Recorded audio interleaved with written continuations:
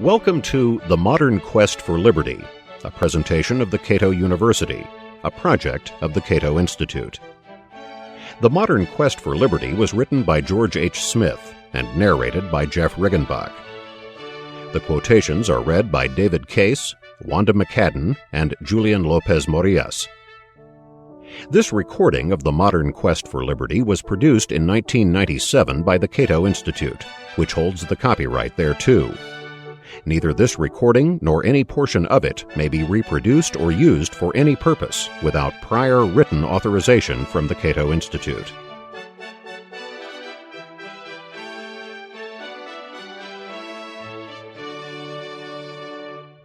The Cambridge historian Lord Acton, who is best remembered for his maxim, "Power tends to corrupt, and absolute power corrupts absolutely," spent most of his professional life working on a single book, A Comprehensive History of Liberty. As one of the most knowledgeable historians of the 19th century, Acton was uniquely qualified for this ambitious project. Unfortunately, however, his standards of scholarship, which were extremely rigorous, eventually got the better of him.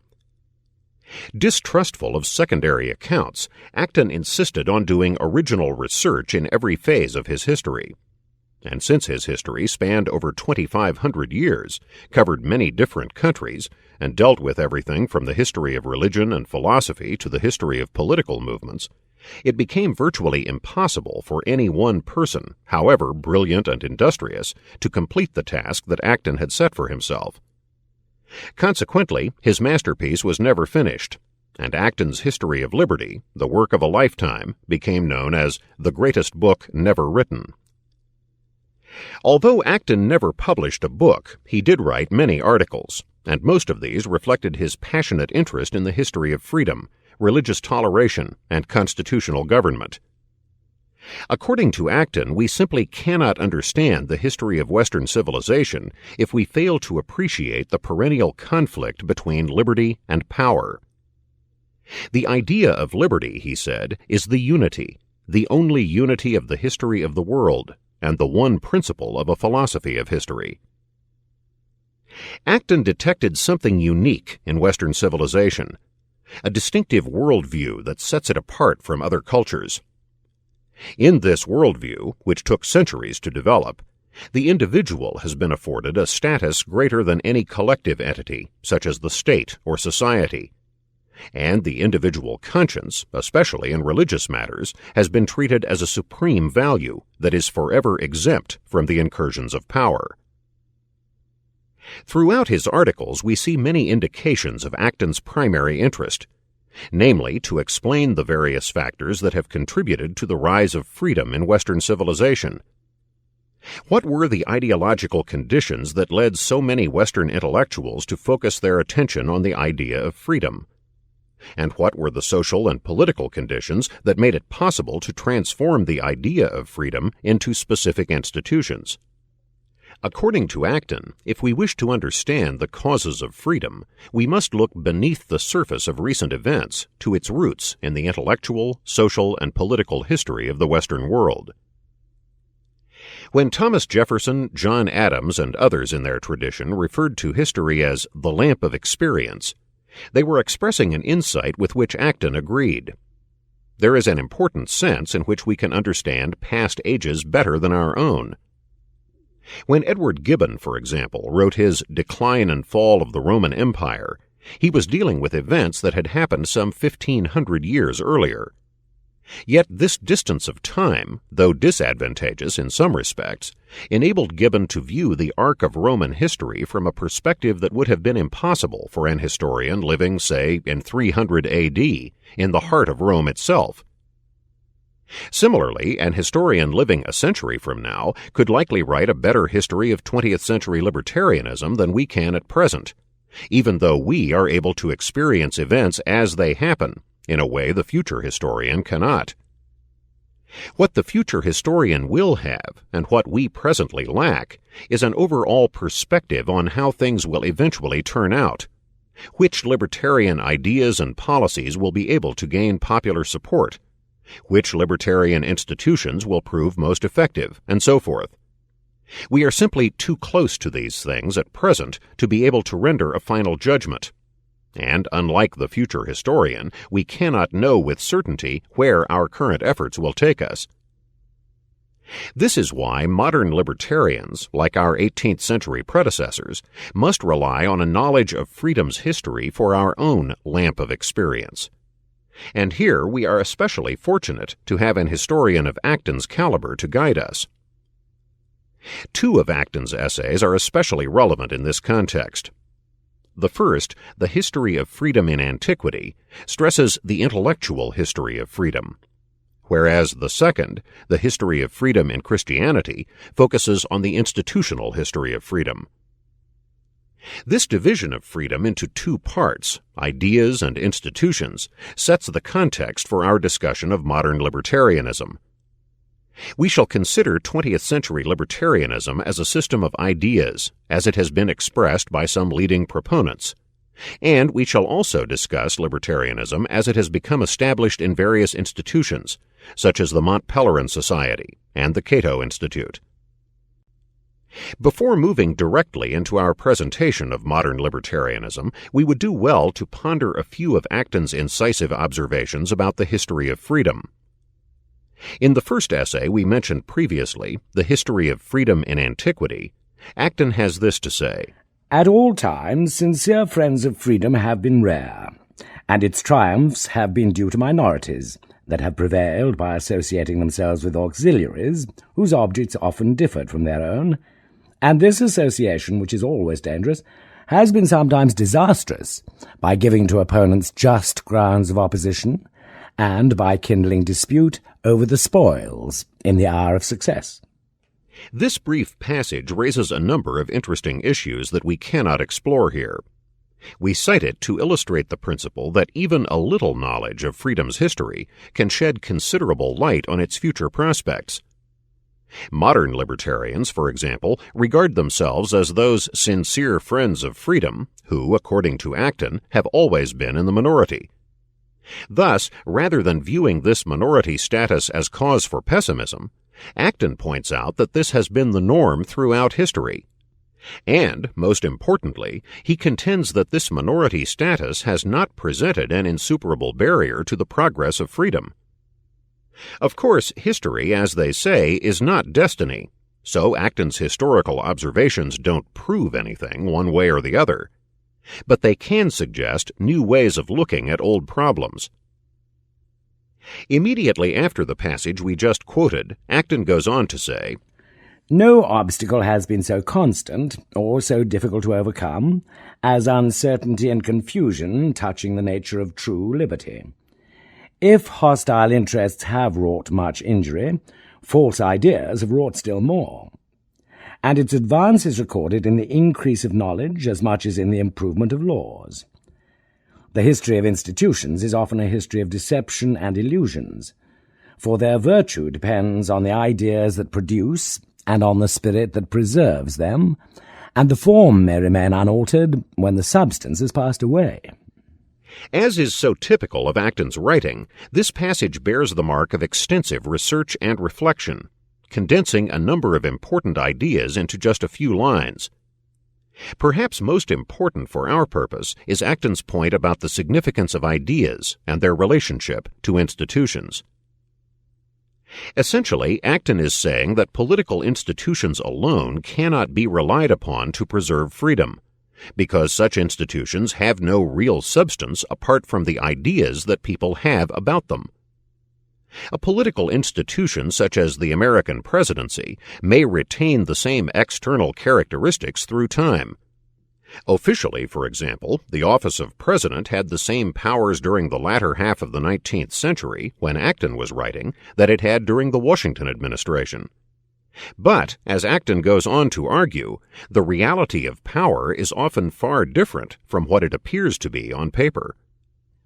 Legally, and to outward seeming, the American president is the successor of Washington, and still enjoys power devised and limited by the Convention of Philadelphia. In reality, the new president differs from the magistrate imagined by the fathers of the Republic as widely as monarchy from democracy, for he is expected to make 70,000 changes in the public service. 50 years ago, John Quincy Adams dismissed only 2 men.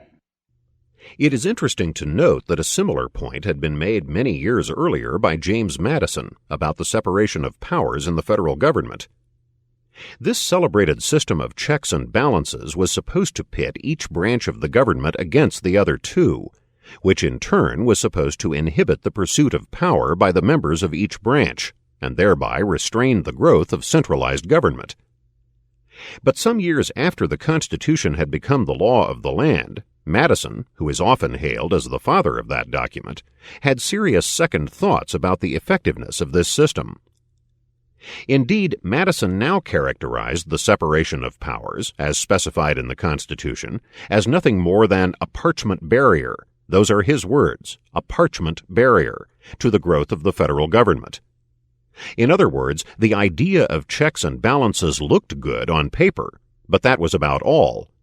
It would not serve to restrain the growth of government in fact, because each branch, whether executive, legislative, or judicial, would seek to expand its power, not by encroaching on the jurisdiction of the other branches, but by taking freedom away from the people at large. What both Madison and Acton were concerned about was a kind of optical illusion that can be generated by political institutions in a free society. As long as these institutions appear to be in good working order, then it is generally assumed that our freedom is secure, and that we needn't worry ourselves over the possible onset of despotism. Yet, as Acton points out, even a political institution that originally served the interests of liberty can insensibly degenerate over time into an instrument of power, and all of this with no external change in its constitutional or legal status. This explains the meaning of our previous quotation, in which Acton says that the history of institutions is often a history of deception and illusions, and that the form of an institution may remain unaltered when the substance has passed away. As for Acton's other claim, that the virtue of institutions depends on the ideas that produce and on the spirit that preserves them, our forthcoming exploration of modern libertarianism may be seen as an extended commentary on this theme. Although libertarians are highly critical of governmental power, they also recognize that the original theory behind the American form of government, as conceived by the framers of the Constitution, tried to establish political and legal institutions that would preserve freedom. And however much these institutions may have been corrupted and turned to other uses, it may still be possible to restore their original spirit with fresh ideas about freedom. For if institutions can be corrupted with bad ideas, they can also be reinvigorated with good ideas.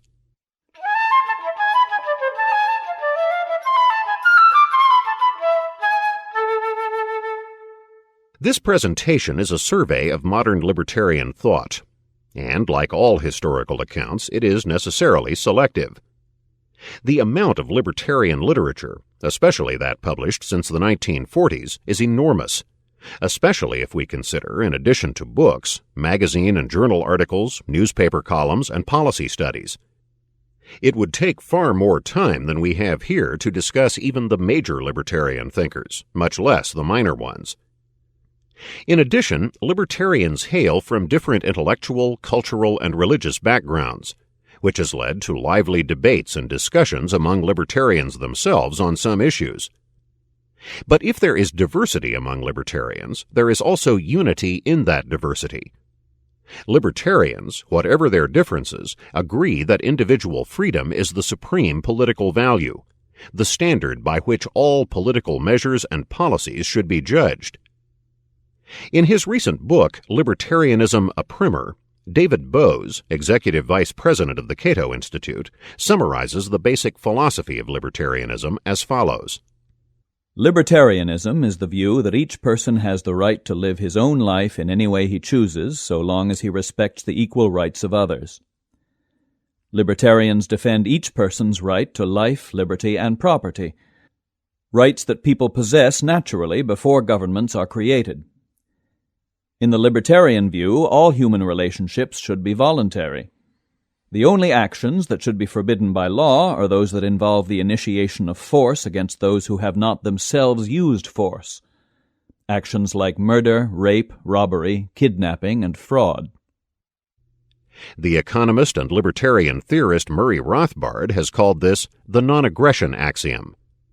As he says in For a New Liberty, the libertarian creed rests upon one central axiom, that no man or group of men may aggress against the person or property of anyone else.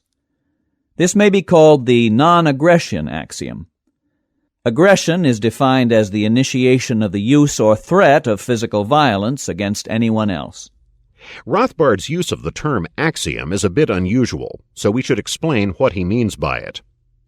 An axiom is customarily regarded as a self-evident truth, a proposition that does not require further proof or justification. But this is not Rothbard's intended meaning. In characterizing the principle of non-aggression as an axiom, he means that it is regarded by libertarians as a fundamental principle within the context of political theory. All other political principles and policies must be based on the non-aggression axiom, in the sense that they must be consistent with it. No principle or policy can be accepted by libertarians if it conflicts with the non-aggression axiom. In calling non-aggression an axiom, therefore, Rothbard does not mean to suggest that it is incapable of proof or demonstration. On the contrary, Rothbard and many other libertarians believe that compelling reasons can be given for the non-aggression axiom. But these reasons are a matter of ethics, which is a broader discipline than political theory itself. In other words, after non-aggression has been justified with moral arguments, it thereafter functions as an axiom, or fundamental truth, for that branch of ethics known as political theory. We may thus describe it as a contextual axiom, one that serves as a fundamental principle in one discipline, but not necessarily in others. The principle of non-aggression has been enunciated by thinkers who are not generally regarded as libertarians. For example, the Oxford legal philosopher H.L.A. Hart had this to say, "Any adult human being capable of choice first has the right to forbearance on the part of all others from the use of coercion or restraint against him, save to hinder coercion or restraint, and second is at liberty to do, that is under no obligation to abstain from, any action which is not one coercing or restraining or designed to injure other persons." Most people follow these principles habitually in their daily lives. Most of us desire to deal with others voluntarily, and we are unwilling to use force against others except in self-defense. What distinguishes libertarianism from this commonsensical belief is its insistence that not only individuals, but governments as well, should respect the non-aggression axiom. Governments, no less than private citizens, cannot legitimately initiate physical force or the threat of force against innocent people. Libertarianism, therefore, is essentially the application of the non-aggression axiom to the realm of government. As David Bose explains, governments should exist to protect rights, to protect us from others who might use force against us. When governments use force against people who have not violated the rights of others, then governments themselves become rights violators.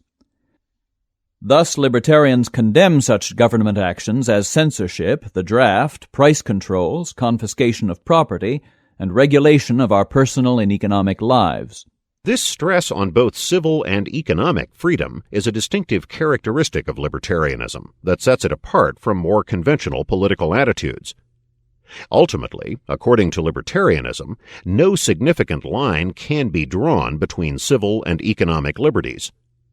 Freedom of the press, for example, is widely regarded as a civil liberty, but this right would be meaningless without the economic right of private ownership, the right to own printing presses, computers, and the like. Similarly, so-called economic or property rights are valuable because they enable the individual to pursue happiness in his own way, according to his own judgment, so long as he respects the equal rights of others. This right to use and dispose of one's property in pursuit of a better life is nullified to the extent that a government restricts civil liberty. It is sometimes said that without property rights, no other rights are possible. This is certainly true, but it is also misleading. In the final analysis, all rights are property rights, whether it be the moral power to use and dispose of external objects, or the same right to use one's own body, mind, and labor. Civil and economic liberties, therefore, are simply the exercise of property rights viewed from different perspectives. When dealing with our property in external objects, we often speak of economic freedoms, whereas when dealing with our property in ourselves and how we conduct our personal relationships, we often speak of civil liberties. It is extremely important that we understand this point. Today, when we speak of property, we often think of external objects, such as pencils, cars, and buildings. But this was not the original meaning of the word property, which referred to moral jurisdiction over something, including one's own body, faculties, and labor. Thus, whereas we might say, "This pencil is my property," earlier thinkers would have said, "I have a property in this pencil." That is to say, I have moral jurisdiction over this pencil. I have the right to decide how it shall be used. In the 17th century, the philosopher John Locke referred to property in one's person, and many of his contemporaries used the term self-proprietorship to express the same notion. Over a century later, James Madison spoke of property in one's conscience as the moral foundation of religious freedom, and he even discussed property in one's time. In the 19th century, the English libertarian Auberon Herbert spoke of self-ownership. This term was also popular among American abolitionists, such as William Lloyd Garrison, who viewed slavery as theft on a gigantic scale, man-stealing, as they often called it, because the slave owner expropriated that which rightfully belonged to the slave, namely, his body, his labor, and the fruits of his labor. As Garrison put it, the right of the slave to himself is paramount over every other claim. In traditional libertarian thought, therefore, self-ownership, or property in one's person, is a fundamental right that is possessed equally by every human being. The libertarian philosophy is simply the elaboration and consistent application of self-ownership, which is the basis for all other rights. It should be noted that a number of prominent libertarians do not base their defense of freedom on self-ownership, or indeed on any kind of natural rights theory. Ludwig von Mises, for example, believed that moral values are ultimately a matter of subjective preference and cannot be rationally demonstrated. Mises also believed that the vast majority of people desire economic prosperity. So, given this common value, we can demonstrate that free market policies are the most efficient means to attain that goal. Or, conversely, we can show that the professed goals of socialists and other collectivists are incompatible with their own theories of economic planning. In other words, that we cannot attain the socialist goal of economic abundance for everyone by using socialist methods. This approach certainly has merit as a method of argumentation. As a practical matter, it is easier to present a compelling case for the free market if all parties can agree beforehand on the kind of society they desire. In the real world, however, things are rarely that simple. Some people, for example, agree that economic prosperity is a good thing, but only if wealth is equally distributed. This plunges us headlong into debates about egalitarianism, which must be addressed on moral grounds. Many such moral issues will inevitably arise in any discussion about a good society. They simply cannot be avoided. Most of the major figures in the history of libertarian thought have agreed that freedom cannot be adequately defended without recourse to a theory of ethics, whether it be natural rights or some version of utilitarianism. A lively and sometimes bitter debate between these two schools of thought has long been a feature of the libertarian tradition, beginning in the early 19th century, when some classical liberals, such as Jeremy Bentham, repudiated natural rights in favor of utilitarianism, and other liberals, such as Herbert Spencer, took the opposite point of view. We cannot hope to resolve that controversy here. It should be noted, however, that unlike other political movements, such as Marxian socialism, libertarianism has always repudiated philosophical orthodoxy and embraced a broad spectrum of opinions, not only in the field of ethics, but in religious and social viewpoints as well. Libertarianism is a political theory, one that seeks to maximize individual liberty in all spheres and to limit the power of government. So long as there is agreement on this fundamental point, libertarians have always accepted a diversity of opinion in other areas as the natural and inevitable result of individuality. Indeed, if anything, libertarianism has benefited greatly from its internal debates and disagreements. These have generated new ideas and approaches, safeguarded libertarian theory from becoming ossified into a rigid orthodoxy, and prevented the movement from becoming divided into true believers and heretics. Freedom is an extremely complex phenomenon, with many aspects and implications, and there is more than one way to defend it. Libertarian ideas, which extend centuries into the past, assumed a distinct identity in the 17th century. By the late 18th century, the libertarian way of looking at things was a dominant worldview, especially in America.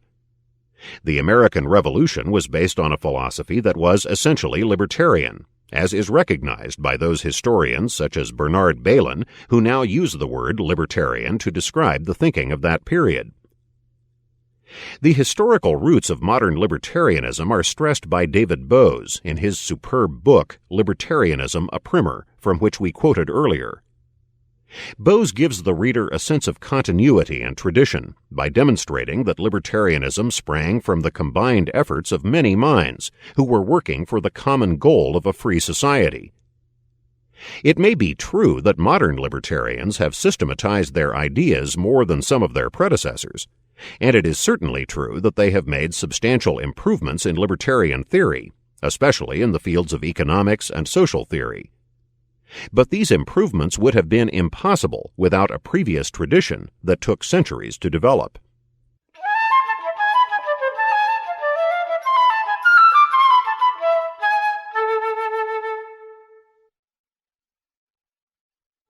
Given the long tradition of libertarian theory, why do many people continue to think of it as something new? This question is not especially important for its own sake, but a consideration of it does lead to some interesting observations. First, until fairly recently, it was nearly impossible to find reliable historical accounts of the libertarian tradition. The ideas of individualist philosophers were either dismissed or seriously misrepresented, especially by Marxist historians. Some early libertarian figures, such as the 17th century English levelers, were actually portrayed as forerunners of socialism, and similar claims have even been made about Thomas Paine and Thomas Jefferson. Fortunately, matters have improved considerably in recent years, during which many excellent scholarly treatments of the libertarian tradition have been published. Indeed, it is increasingly common for historians to use the word libertarian as a general description of this tradition, rather than resorting to more antiquated terms such as real Whiggism, radical republicanism, and classical liberalism. Second, libertarian thinking, which was quite influential during the 19th century, had seriously declined by the end of the First World War. By the 1930s, when collectivism, socialism, militarism, and economic planning were all the rage, libertarians were few and far between. Although there were some important exceptions, such as Ludwig von Mises in Europe and H.L. Mencken in the United States, there were virtually no libertarian organizations and few publications. The future looked bleak indeed. Some historians believe that each era has a distinctive worldview that sets it apart from other ages and cultures. If the 19th century may be called the age of laissez-faire, then the 20th century may be called the age of statism. As the distinguished Oxford historian Ronald Max Hartwell has written, "The outstanding characteristics of the nation-states of the 20th century have been the growth of government, the enlargement of the public as opposed to individual responsibilities and functions, and the politicization of society. Governments have grown inexorably in size and range of activities. Most aspects of social and economic life have been subjected to increasing political control. Freedoms gained in previous centuries have been attenuated. These phenomena are universal. Governments have grown everywhere, in the free societies of the West, in the ancient societies of Asia, in the underdeveloped economies of the Third World, and, until recently, in the socialist societies of Eastern Europe, where the communist state collapsed, instead of withering away as Karl Marx predicted. Governments everywhere in the modern world are large, even in the most liberal of societies, and have been growing, however measured. Even with some reversal or slowing down in many countries, and with changing ideas about the role of the state in a free society, there has been little reduction in the size of governments. The historian A.J.P. Taylor once remarked that until August 1914, a sensible, law-abiding Englishman could pass through life and hardly notice the existence of the state, beyond the post office and the policeman. This, of course, is no longer true of England or of any other democracy. Again, quoting Hartwell, "There is practically no area of English life into which the government does not now intrude, and there are some areas in which government is dominant, in health provision, for example. From the registration of birth to the registration of death, every individual is documented, advised, informed, disciplined, educated, trained, indoctrinated, measured, counted, made healthy, and often employed by the state. There are today, not only in England, but also in the other free societies of the world, few aspects of life that are not subjected to government influence, scrutiny, advice, regulation, or control. All issues and all problems have moved into the public domain. They have become politicized and subject to political investigation, debate, and treatment." In 1926, the famed economist John Maynard Keynes published The End of Laissez-Faire, a pamphlet that documents his conversion to a managed economy. While admitting that the free market was responsible for the material progress of the previous century, and while rejecting Marxian socialism as illogical and dull, Keynes now called for a good deal of government intervention, whereby such things as currency and credit are fine-tuned by central planners. This call for governmental economic management, which was rapidly accepted by the economics profession, became the guiding policy of many Western democracies during the 1930s. During this period, it was common to disparage free market theories of the 19th century, so-called rugged individualism, as outdated and dead. In opposition to this old liberalism, a new liberalism was heralded, one based on the latest theories of social and economic planning. The new liberalism, it was said, would replace dog-eat-dog competition and survival of the fittest with the ideal of a corporate society, which would be guided by a wise and benevolent government. Individual goals and values were to be superseded by the collective goals of society. Essential to this new liberalism was its thorough misrepresentation of 19th century individualism, or classical liberalism, as it is often called. Historical accounts of classical liberalism often bordered on political propaganda, with lurid accounts of sweatshop factories, child labor, robber barons, and the like. Never mind that free market reforms raised the standard of living for the lower economic classes to a degree unprecedented in history, and were responsible for the civil liberties that we take for granted today. These and other achievements of classical liberalism were ignored or misrepresented, while the advocates of laissez-faire were condemned as heartless enemies of the poor and disadvantaged. No brush was too broad to be used by the enemies of laissez-faire capitalism in smearing their opponents. Fortunately, a revival of classical liberalism occurred during the 1940s, and what is now called the Libertarian movement was off and running, becoming more organized and influential during the 60s and 70s.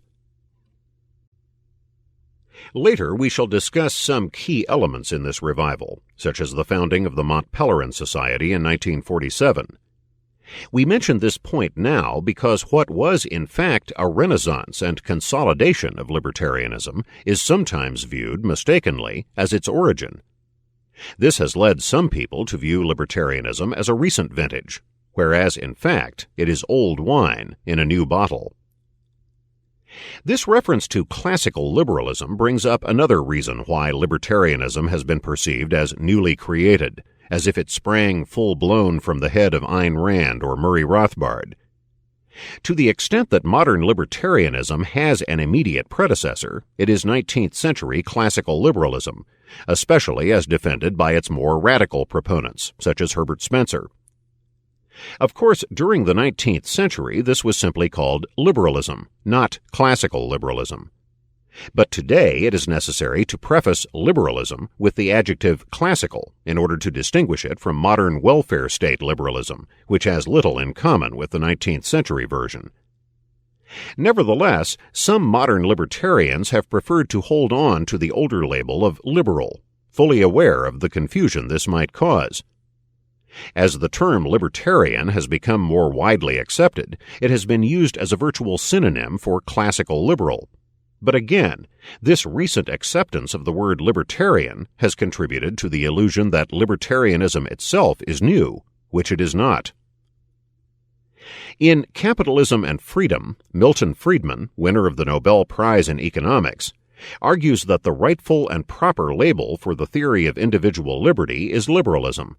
But this label has been co-opted by the very people who oppose the ideals that liberalism originally stood for. As Friedman explains, as it developed in the late 18th and early 19th centuries, the intellectual movement that went under the name of liberalism emphasized freedom as the ultimate goal and the individual as the ultimate entity in the society. It supported laissez-faire at home as a means of reducing the role of the state in economic affairs and thereby enlarging the role of the individual. It supported free trade abroad as a means of linking the nations of the world together peacefully and democratically. In political matters, it supported the development of representative government and of parliamentary institutions, reduction in the arbitrary power of the state, and protection of the civil freedoms of individuals.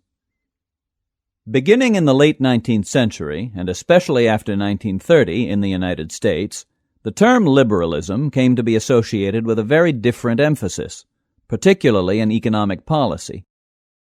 It came to be associated with a readiness to rely primarily on the state rather than on private voluntary arrangements to achieve objectives regarded as desirable. The catchwords became welfare and equality rather than freedom. The 19th century liberal regarded an extension of freedom as the most effective way to promote welfare and equality. The 20th century liberal regards welfare and equality as either prerequisites of or alternatives to freedom. In the name of welfare and equality, the 20th century liberal has come to favor a revival of the very policies of state intervention and paternalism against which classical liberalism fought. The political agenda of classical liberalism has been nicely summarized by Murray Rothbard as follows. The object of the classical liberals was to bring about individual liberty in all of its interrelated aspects. In the economy, taxes were to be drastically reduced, controls and regulations eliminated, and human energy, enterprise, and markets set free to create and produce in exchanges that would benefit everyone and the mass of consumers. Entrepreneurs were to be free at last to compete. The shackles of control were to be lifted from land, labor, and capital alike. Personal freedom and civil liberty were to be guaranteed against the depredations and tyranny of the king and his minions. Religion, the source of bloody wars for centuries when sects were battling for control of the state, was to be set free from state imposition or interference so that all religions or non-religions could coexist in peace. Peace, too, was the foreign policy credo of the new classical liberals. The age-old regime of imperial and state aggrandizement for power and pelf was to be replaced by a foreign policy of peace and free trade with all nations. Despite liberalism's noble ancestry, the word has become so corrupted and liable to be misunderstood that the term libertarian is commonly used in its place. But are these two labels interchangeable? Do they mean precisely the same thing? This issue is addressed by the best-selling author Charles Murray in his recent book, What It Means to Be a Libertarian. The correct word for my view of the world is liberal. Liberal is the simplest anglicization of the Latin liber, and freedom is what classical liberalism is all about. The writers of the 19th century who expounded on this view were called liberals. In continental Europe, they still are. In the pages that follow, I will occasionally use the phrase classical liberal to remind readers of this tradition. But words mean what people think they mean, and in the United States, the unmodified term liberal now refers to the politics of an expansive government and the welfare state. The contemporary alternative is libertarian. The problem here is that many of the leading thinkers of the libertarian movement, libertarians with a capital L, if you will, present a logic of individual liberty that is purer and more uncompromising than the ones you will find here. The similarities are great, but I am only a lowercase libertarian. We cannot here discuss the distinction that Murray draws between uppercase and lowercase libertarianism, except to say that it seems unnecessary. Every political tradition contains variations, some of which are more radical than others. Classical liberalism had a radical wing, as illustrated in the 19th century by Auberon Herbert, a former member of the British Parliament who opposed all compulsory taxation. But Murray does have a legitimate point in that modern libertarians tend to be more thoroughgoing and consistent than many of their liberal predecessors. Because of this, it might be more accurate to say that classical liberalism is a general tradition or school of thought, whereas libertarianism is a specific theory within that tradition, one that explicitly adopts the axiom of non-aggression as its starting point. It is remarkable how many libertarians have troubled themselves over the issue of what to call themselves. In addition to the writers we have already mentioned, there is also the case of F.A. Hayek, who once remarked that he disliked the word libertarianism for aesthetic reasons. He thought the word sounded excessively ugly, so he preferred to stick with the word liberal and make the best of it. The redoubtable Ayn Rand, one of the most influential of modern libertarian writers, rejected the label of libertarian with a vengeance, linking it to the hippie movement of the 1960s. She preferred to call herself a radical for capitalism, which, though quite descriptive, has never caught on. Consider also this curious fact. During the 19th century, more than a few American libertarians called themselves socialists. Indeed, one radical free marketeer named Francis Tandy wrote a book which calls for the privatization of all government functions, including police protection, which, according to the author, could be financed in the form of insurance policies. And what did Mr. Tandy call his interesting book? Nothing else than voluntary socialism. Tandy and some of his libertarian contemporaries liked the word socialism because to them it signified the many benefits of voluntary social cooperation. But this, of course, was before the current meaning of the word had become firmly established. Today, even though every libertarian would heartily agree on the benefits of social cooperation, as exemplified by the free market, no libertarian in his right mind would call himself a socialist. In reaction to all this, you may well ask with Shakespeare, what's in a name? Well, when dealing with political ideas, a name actually matters a great deal.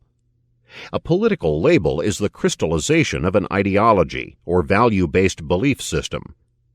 By choosing one label over others, we affiliate ourselves with some ideas and movements and distance ourselves from others. The relationship between libertarianism and classical liberalism is highly significant, as the previous quotations indicate, because it establishes a provenance for libertarianism, historical credentials, so to speak, that command respect and prevent it from being dismissed as a passing fad. This is indispensable for a philosophy like libertarianism that is establishing itself in the cultural mainstream. In conclusion, we may say that libertarian thought, considered as a whole cloth, was woven from different strands of moral and political thought, and from different religious and cultural traditions.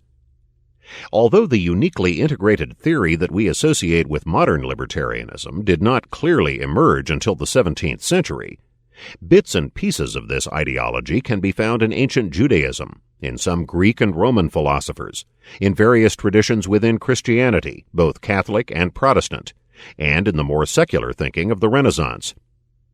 Rose Wilder Lane claimed to find libertarian precedents in the Muslim culture of medieval Europe, especially in Islamic Spain, which was generally more tolerant and liberal than its Christian counterpart, while the 19th century philosopher Arthur Schopenhauer drew from the ancient religious texts of India and China for the moral foundations of his belief in individual rights and limited government. This rich heritage accounts for the broad appeal of libertarian ideas. The desire to be free, to be treated by others as an equal human being, worthy of respect and dignity, is not confined to people living in a particular era or culture. This desire is implanted deep in the human soul, and is as natural as our desire for happiness. The idea of equal freedom, as Thomas Paine remarked, is implicit in the Golden Rule, and so it is, as that rule is formulated by Confucius, the Rabbi Hillel, Jesus, and other teachers and sages. It is to the great credit of libertarians throughout history that they have taken this idea of equal freedom seriously, worked out its many implications, and tried to make it a practical reality.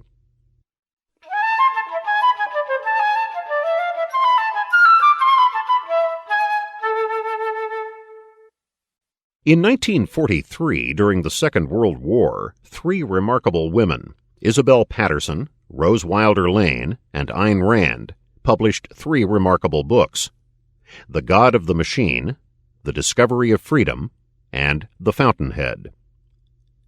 The books by Patterson and Lane, which are nonfiction, are relatively unknown today, whereas The Fountainhead, a novel by Ayn Rand, became an enormous bestseller that is still in print and widely read. All three women were passionate defenders of personal and economic freedom, and all three stressed the related themes of individualism and the creativity generated by freedom. Central to their analysis was a realistic view of government and how it operates. Government is institutionalized coercion, nothing more and nothing less. All governmental measures, however noble or well-intentioned their purposes may be, can be implemented only through the force of law. Therefore, anyone who advocates the extension of governmental activities is, in fact, calling for the extension of physical force, or the threat of force, into social relationships. As Patterson puts it, let any sequence of actions in which government is involved be examined. The first thing government does and must do is to issue an edict or pass a law. No edict or law can impart to an individual a faculty denied him by nature. A government order cannot mend a broken leg, but it can command the mutilation of a sound body. It cannot bestow intelligence, but it can forbid the use of intelligence. What is the prime provision to put a law in effect? There must be an enabling clause, and an enabling clause is one which appropriates money or materials from taxes laid upon private resources in cash or kind or labor. A private person who seizes the goods of another is a criminal. This action is reserved to government. Shortly after 1943, another seminal book on freedom was published and became a bestseller. This was The Road to Serfdom by F.A. Hayek, an economist and social theorist who went on to win the Nobel Prize for Economics in 1974. This was followed a few years later by Bureaucracy, a book in which the famous economist Ludwig von Mises defends free market principles and summarizes his highly influential arguments that demonstrate the impossibility of economic calculation under socialism.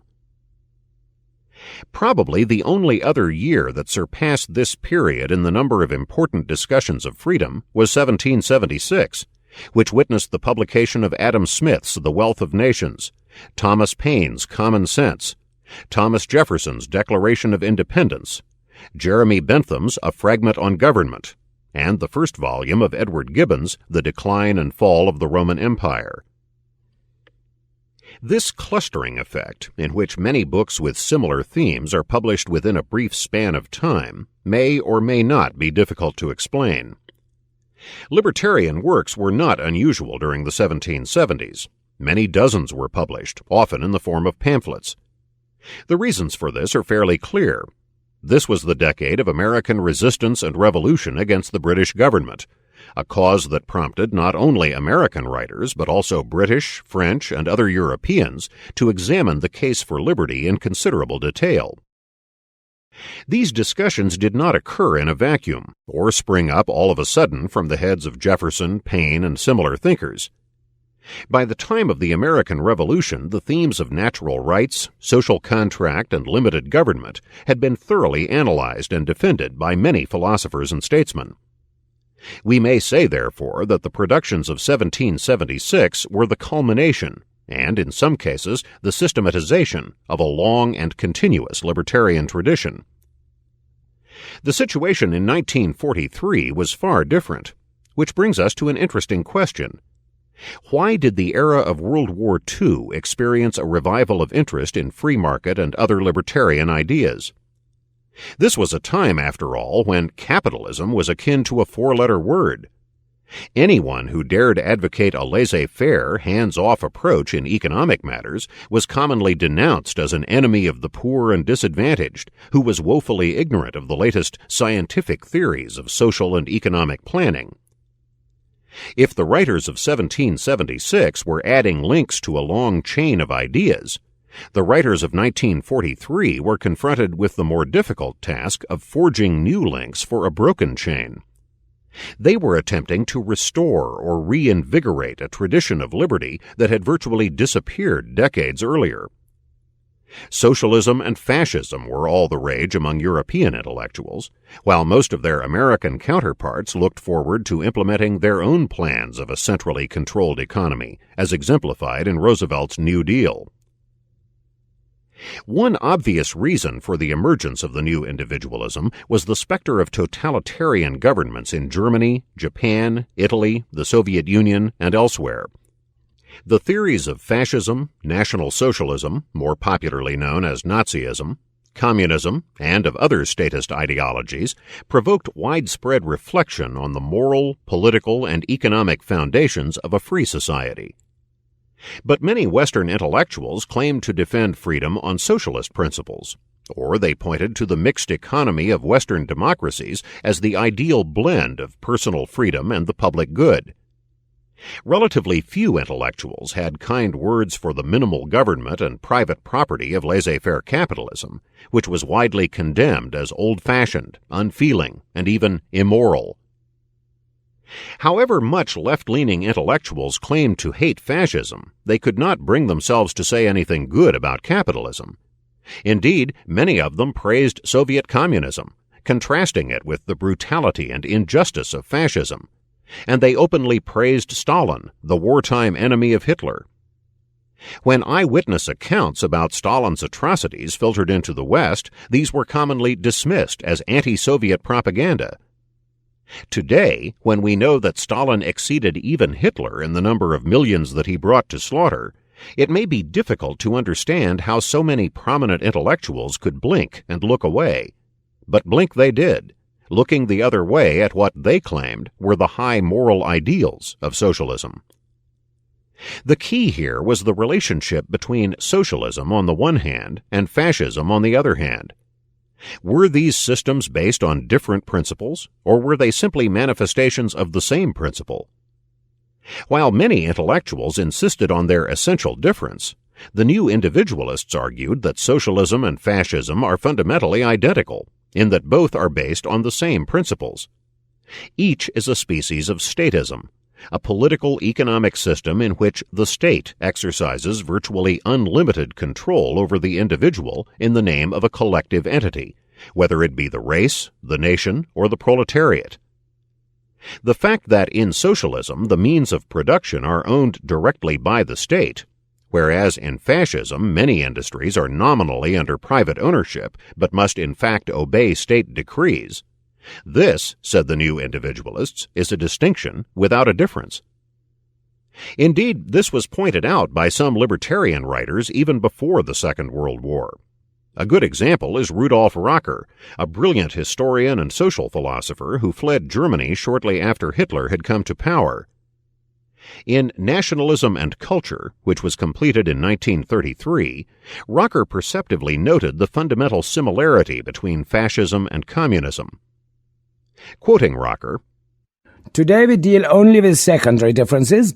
Fascism and communism are not to be evaluated as the opposition of two different conceptions of the nature of society.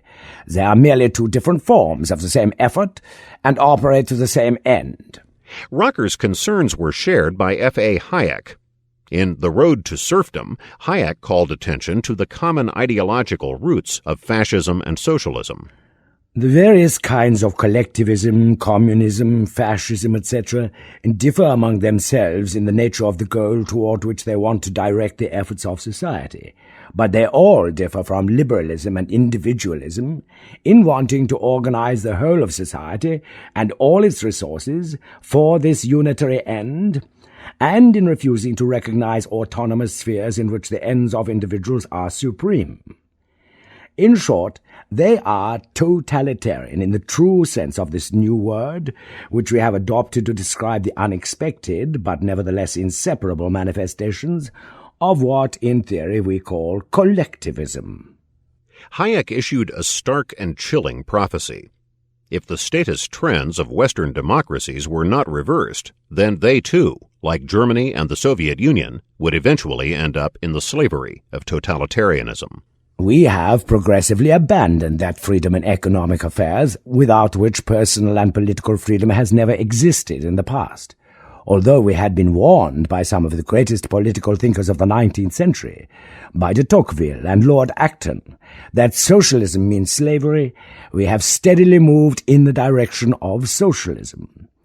And now that we've seen a new form of slavery arise before our eyes, we have so completely forgotten the warning that it scarcely occurs to us that the two things may be connected.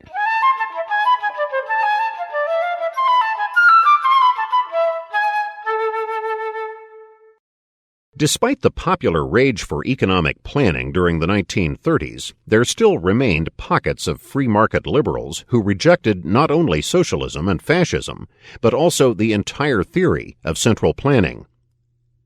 In Europe, between 1913 and 1934, Ludwig von Mises conducted his famous seminars on economics, which were attended by the economists Gottfried Haberler, who later taught at Harvard, and Fritz Machlup, who later taught at Johns Hopkins and Princeton. In England, prominent liberals included the economists Lionel Robbins, R.H. Coase, and William Hutt, and the historian T.S. Ashton. Many of these men later became active in the Montpellier Society, one of the most significant developments in the modern revival of classical liberalism. We shall now discuss how this came about and what were the principal aims of this remarkable organization. In 1938, the French philosopher Louis Rougier organized an international gathering in Paris for the revival of classical liberalism. This meeting attracted 26 intellectuals from 8 countries, including F.A. Hayek, Ludwig von Mises, Michael Polanyi, and Alexander Rousteau. After 5 days of discussion, there emerged an international society for the restoration of liberalism. Plans were made to establish branches in America, England, and Switzerland, to be organized by Walter Lippmann, F.A. Hayek, and Wilhelm Röpke, respectively. These liberals were concerned about the growth of government power in the 20th century. Economic planning, said Louis Rougier at the opening session, will lead to totalitarianism. Liberal socialism is a contradiction in terms. Participants discussed the decline of liberalism and whether it was possible to reverse this trend. A second meeting was held in January 1939, but the organization dissolved with the onset of World War II and was never revived. Significantly, however, 12 of the 26 participants would go on to be founding members of the Montpellier Society, which was formed in Switzerland in 1947. 2 men in particular, Wilhelm Röpke and Friedrich Hayek, were especially instrumental in keeping alive the dreams of a liberal alliance. Röpke focused on establishing an international journal of liberalism, while Hayek worked for an international academy of liberals. These prospects improved considerably in 1944 with the simultaneous publication in England and America of Hayek's The Road to Serfdom. Though this book soon became an international bestseller, it was very difficult to find an American printer. Macmillan rejected the book, stating that Professor Hayek is a little outside the stream of present-day thought, while Harper's complained that the book was too negative. Finally, with the help of some American professors, the book was published by the University of Chicago Press. By February 1945, Hayek reported that translations were underway in Swedish, French, Spanish, Italian, Dutch, Portuguese, and Hebrew. Despite the unexpected success of his book, however, Hayek was pessimistic about the future of liberalism. As he wrote to Röpke in October 1945, "The extraordinary success of my own book was quite unexpected to me. 3 editions are now sold out, although it was unobtainable during more than half the 6 months since it was first published. Yet in spite of all this, I am by no means optimistic about the immediate future. The prospects for Europe seem to me as dark as possible." Even after a trip to America, during which Hayek met with like-minded intellectuals, he still remained gloomy about the prospects for liberty. "Encouraging as almost everything was which I saw in America, I feel deeply depressed about most of what I've seen and heard here, and about Europe generally since my return." If Hayek was something of a pessimist during this period, this did not prevent him from taking decisive actions that would profoundly improve the prospects for liberty in the 20th century. He proposed an international effort to restore and reinvigorate the principles of liberalism by establishing an International Academy of Political Philosophy. Hayek believed that one of the greatest obstacles to the restoration of liberalism was the isolation of the individual liberal. An international society, he hoped, would alleviate this problem by providing liberals with the stimulation and mutual encouragement that comes from intellectual interaction. This hope was realized in April 1947, as 39 liberals from 10 countries convened in the Hôtel du Parc on Montpellier-sur-Vevey in Switzerland. This conference, organized chiefly by Hayek, became known as the Montpellier Society. In a letter, Hayek expressed the thinking that led to the formation of this organization. "In conversations I've had during the last 2 years with friends in a number of countries, I have found a strong desire for closer contacts between all those who have become gravely concerned about the chances of preserving a free civilization, and who feel that not only the whole relation between governmental coercion and individual freedom requires a re-examination, but also that current views of recent history will have to be revised if the dominant beliefs and misconceptions are not to drive us even further in a totalitarian direction. While in each country those who think actively on these questions are comparatively few, combined they represent a considerable force, and I have been struck by the similarity of the aims and of the conclusions reached by many of the isolated men in different parts of the world. It seems certain that by closer cooperation their work would benefit and gain greatly in effectiveness. It is clearly a task on which the economists and historians, political philosophers and publicists of the different countries who share the same basic convictions could profitably collaborate. While the philosophy of freedom, which would have to form the common basis for such a joint effort, is not easily defined in a few sentences, I have found the suggestions widely acceptable that the ideals underlying the works of Lord Acton and Alexis de Tocqueville might serve as the agreed foundation from which such a common effort might start. Since what is proposed is essentially an international association of scholars, a sort of international academy of political philosophy, the fact that the work of these men is now not widely known is no objection, and perhaps even an advantage. But although I have occasionally even suggested that such a society might be called the Acton-Tocqueville Society, this is meant merely to indicate the kind of philosophy which would have to inspire the common effort, and the definite name of such a society would have to be a matter for further consideration. Significantly, Hayek wished this society to have an intellectual rather than a specifically political focus. The purpose is not to spread a given doctrine, but to work out, in continuous effort, a philosophy of freedom which can claim to provide an alternative to the political views now widely held. Our goal must be the solution not of the practical task of gaining mass support for a given program, but to enlist the support of the best minds in formulating a program which has a chance of gaining general support.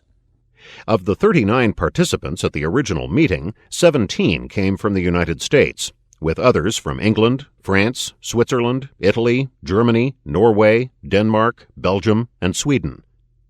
Most were academics, and of these most were professional economists, though other disciplines, such as history, political science, and philosophy, were also represented. The central concerns of this group are described by the historian R.M. Hartwell as follows. The participants shared a feeling of crisis, that Western liberal civilization was in danger from illiberal doctrines and forces, and an allegiance to the principles of a liberal society. What they discussed was a guide to the concerns of European and American liberals in the immediate aftermath of World War II, as well as to the abiding concerns of liberals, and in particular to the topics that dominated the Montpellier Society meetings for the next 40 years. Broadly, the questions asked and discussed were, what is the nature of liberalism?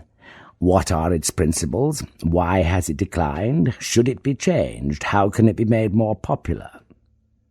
What is the competitive order, and how can it be maintained? What should governments do in economic affairs, about money, employment, trade unions, poverty, agriculture? What is the role of history in political education and opinion forming? What forces mold political beliefs? What is the role of religion? How are social problems to be solved or treated, especially the problem of poverty? These questions are related, and almost all lead back to questions about the nature of the state and the role of government in a free society.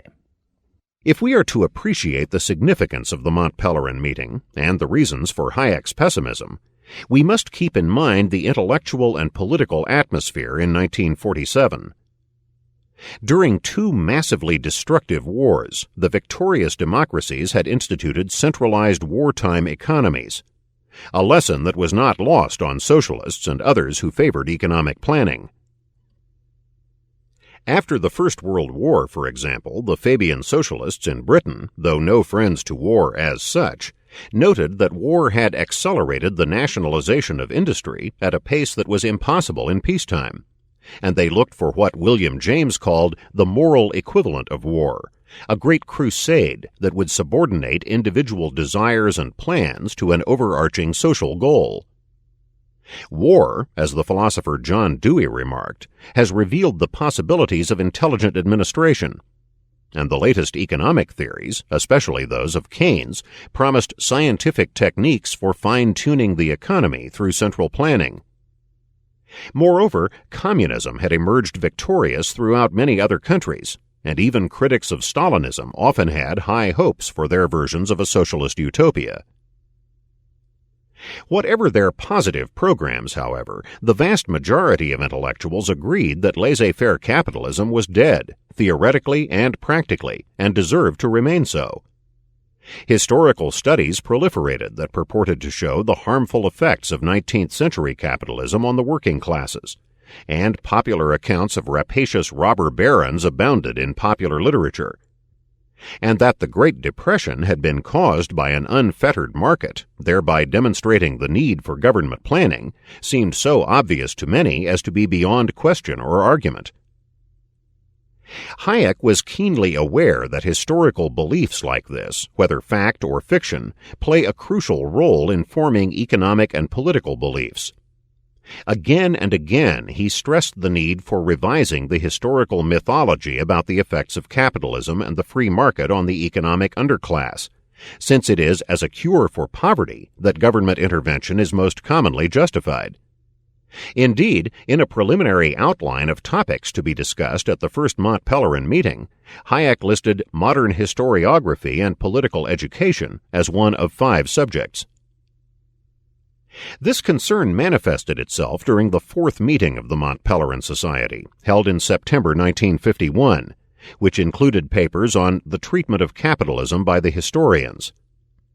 The presentations by the economic historian T.S. Ashton and others were later published as a book, Capitalism and the Historians, which remains essential reading on the controversy about the effects of the Industrial Revolution on the mass of the population.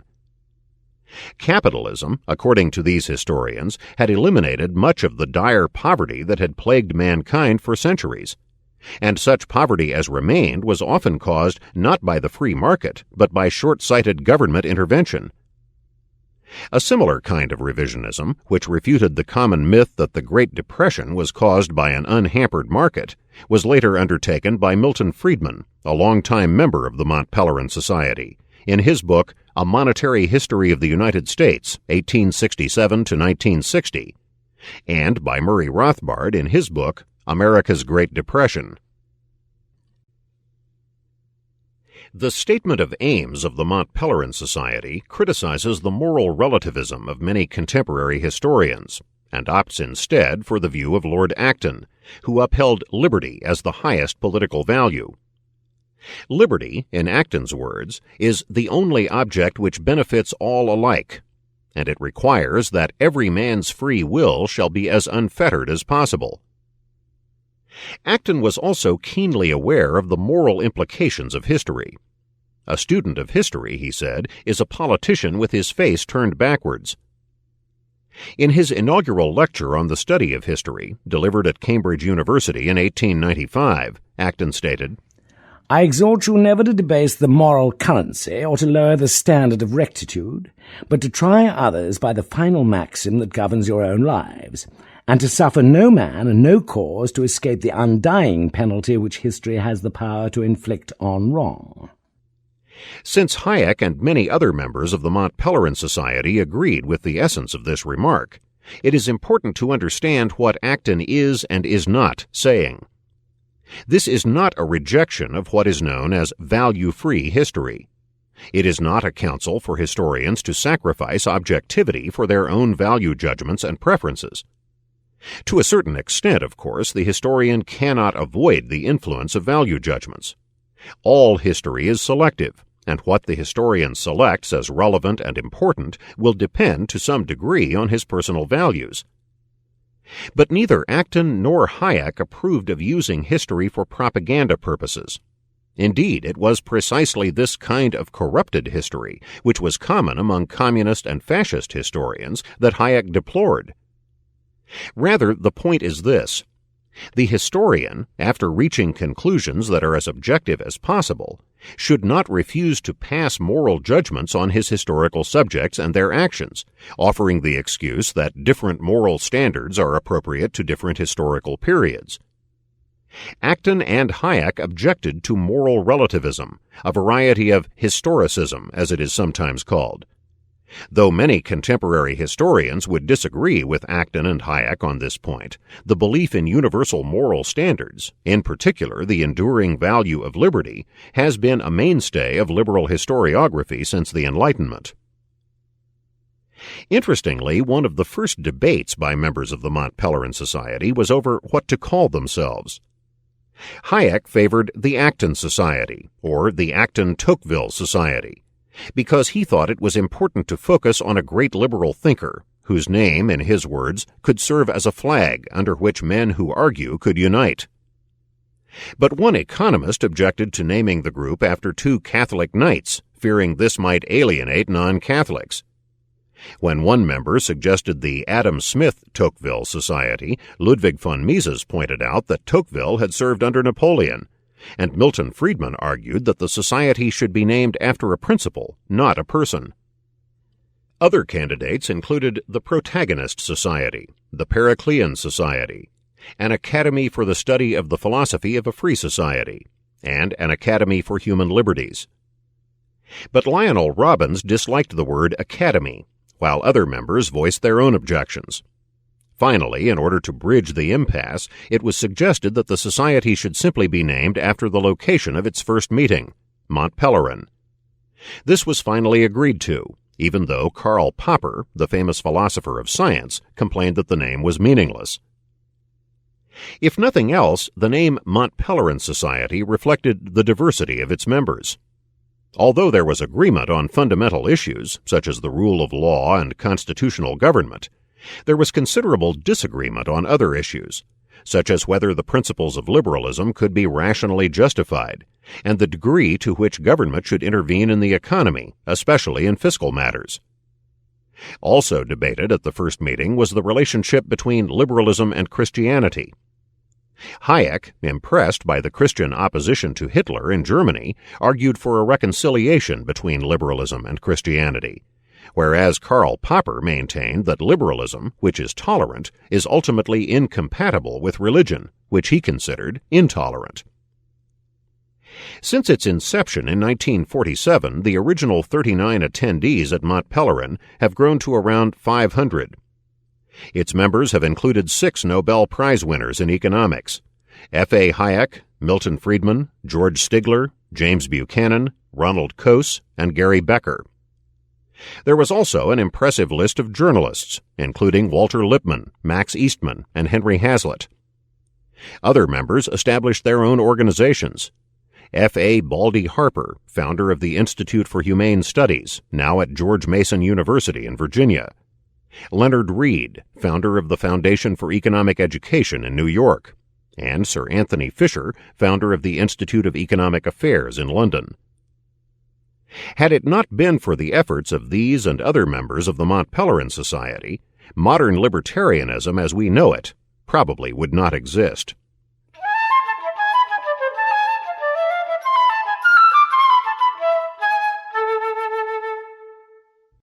We previously mentioned 3 libertarians who published books in 1943: Isabel Patterson, Rose Wilder Lane, and Ayn Rand. We shall take a closer look at the ideas of these remarkable women.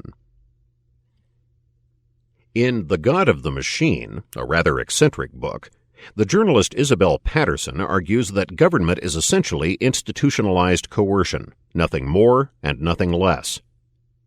For Patterson and other libertarians, this is the key to understanding the proper function of government and its necessary limitations. Physical force is not a creative power among human beings.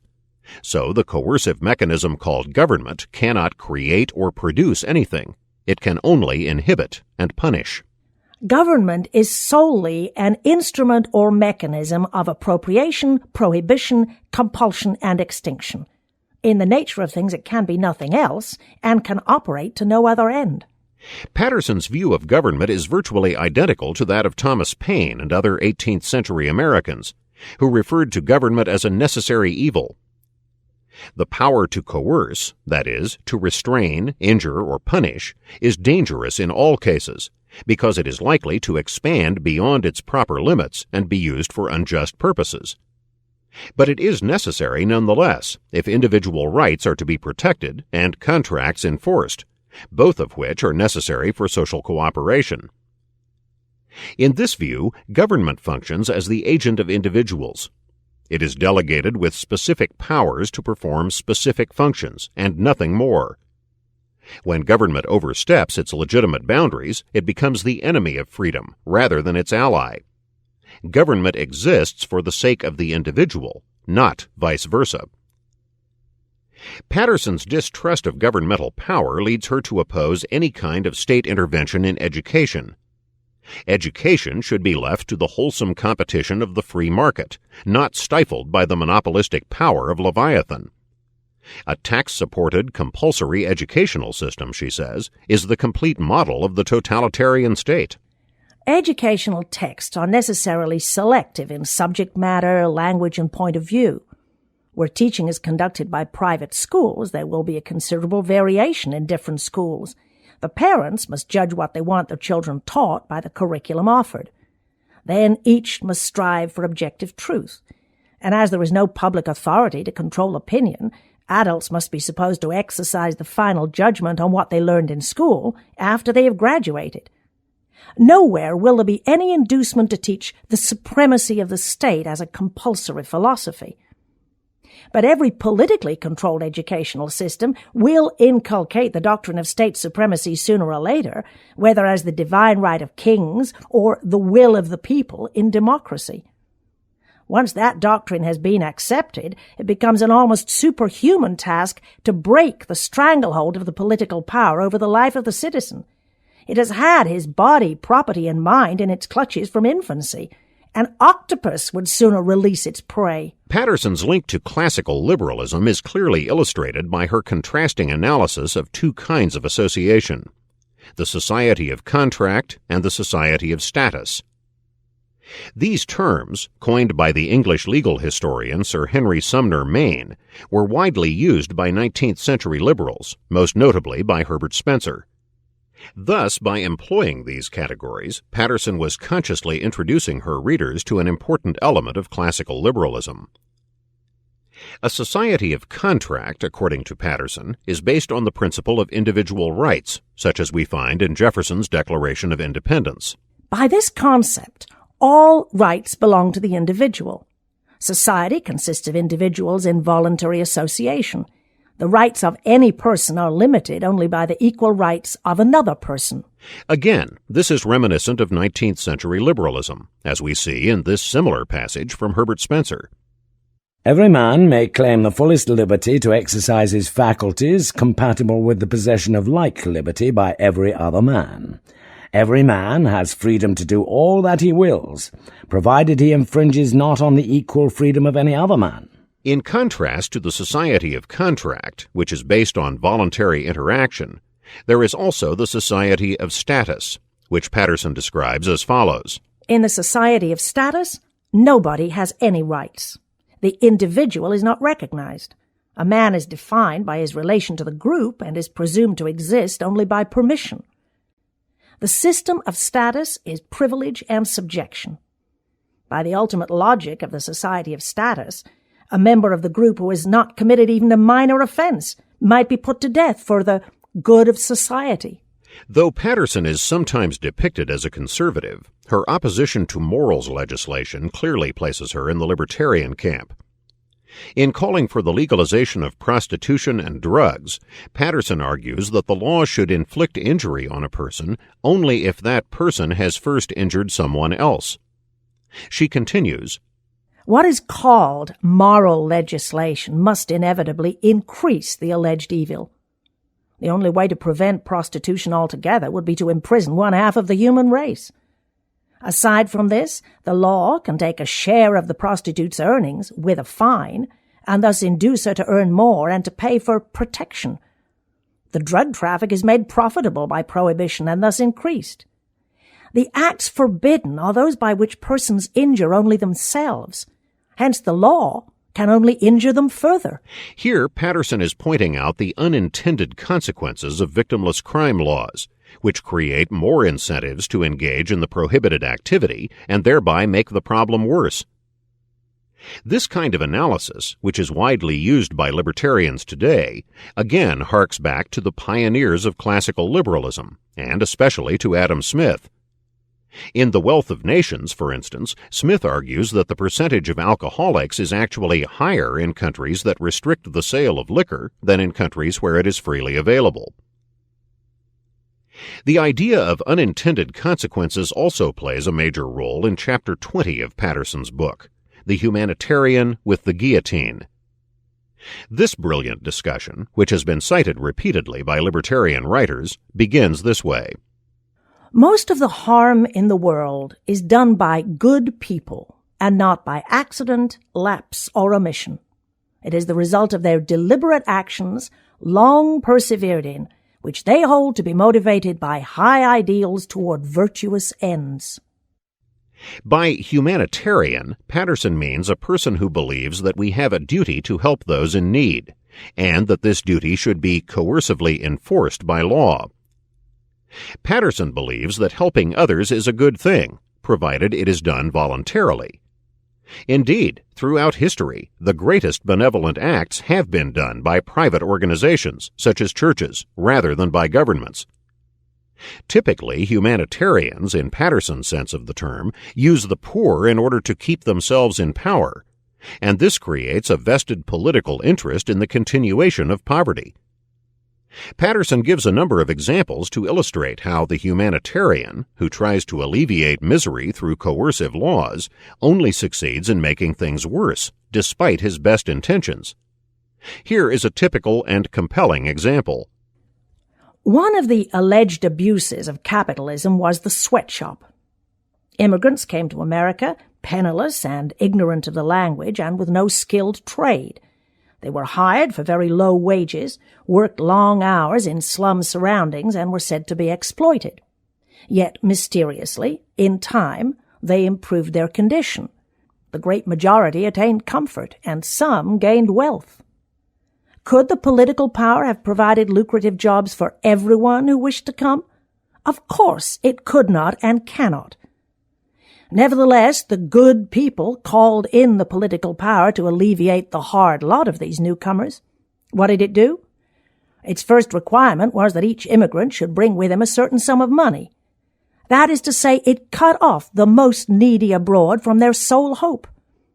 Later, when the political power in Europe had reduced life to a gloomy hell, but a large number of persons might still have scraped together the requisite sum for admittance to America, the political power here simply cut down admission to a quota. The more desperate the need, the less chance could the political power allow them. Would not many millions in Europe be glad and grateful if they could have even the poorest chance the old system afforded, instead of convict camps, torture cellars, vile humiliations, and violent death?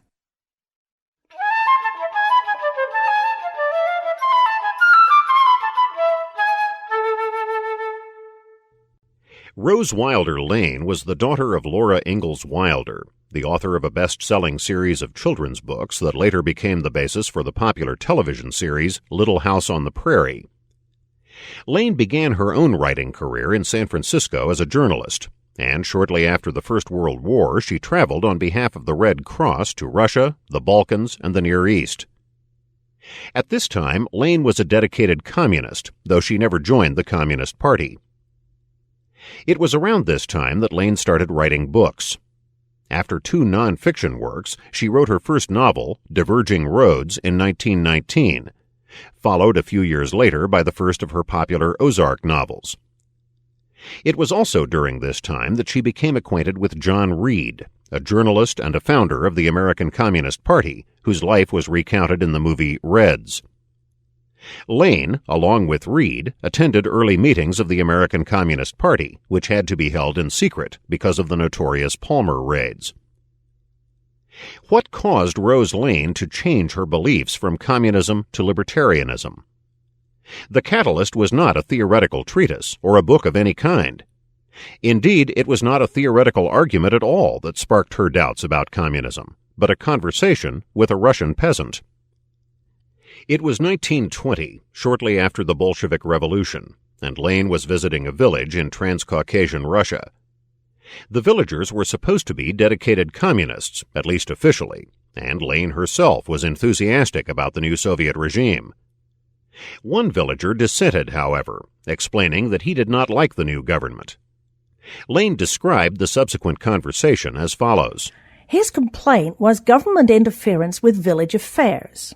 He protested against the growing bureaucracy that was taking more and more men from productive work. He predicted chaos and suffering from the centralizing of economic power in Moscow. These were not his words, but that is what he meant. This, I said to myself, is the opposition of the peasant mind to new ideas too large for him to grasp. Here is my small opportunity to spread a little light. I drew for him a picture of great Russia to its remotest corner enjoying the equality, the peace, and the justly divided prosperity of his village. He shook his head sadly. "It is too big," he said, "too big. At the top it is too small. It will not work. In Moscow there are only men, and man is not God. A man has only a man's head, and 100 heads together do not make one great head." This simple peasant, blessed with common sense, understood that central planning will inevitably fail. His remarks stimulated Lane to rethink her faith in communism and adopt free market principles instead. She also pursued her writing career, becoming the second highest paid author after Somerset Maugham in the United States. Then, during the Second World War, she had her famous run-in with the American government. While living on a farm in Danbury, Connecticut, Lane expressed her opposition to rationing and other domestic wartime measures. She refused to get a ration card, while protesting that it was futile to fight a war against Germany's National Socialism if at the same time we embraced its domestic policies. As she wrote to a friend, Mary Keeley, "Every time the radio says you must get your ration card, I turn purple with rage and snap it off. No radio lives to say must to me. I do not believe in rationing in principle. I'm sure it causes more shortages than it relieves." A widely publicized incident with the American government ensued when Lane had the temerity to express her views in a private postcard, which was deemed subversive by the local postmaster. What was Lane's crime? Was it lending aid and comfort to the enemy? Not at all. On a postcard to the radio commentator Samuel Grafton, who had solicited his audience to express their views on Social Security, Lane wrote the following. "If school teachers say, we believe in Social Security, the children will ask, then why did you fight Germany? All these Social Security laws are German, instituted by Bismarck and expanded by Hitler. Americans believe in freedom, not in being taxed for their own good and bossed by bureaucrats." Lane's subversive postcard was intercepted and read by the local postmaster, who had it forwarded to the Federal Bureau of Investigation. In typical bureaucratic style, however, her name was copied incorrectly, so authorities went searching for one C.G. Lang. Since no one by that name was listed at her address, the state police were called in to find this radical subversive, this woman who, in private correspondence, had dared to question Roosevelt's New Deal policies during wartime. A newspaper account tells what happened next. 2 weeks later, Rose Wilder Lane was digging dandelions from her lawn when a state police car stopped at her gate. A state trooper, uniformed and armed, walked up to her. He said that he was investigating subversive activities for the FBI and asked her whether anyone in her house had sent a postcard to Samuel Grafton.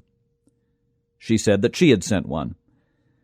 The state trooper leafed through a sheaf of papers clipped to a board, found a typed copy of the words she had written, held this before her eyes, and asked sternly if she had written those words. She said, "Yes, I wrote that. What have the state police to do with any opinion that an American citizen wants to express?" The trooper said more sternly, "I do not like your attitude." A furious American rose to her full height. "You do not like my attitude? I am an American citizen. I hire you, and you have the insolence to question my attitude?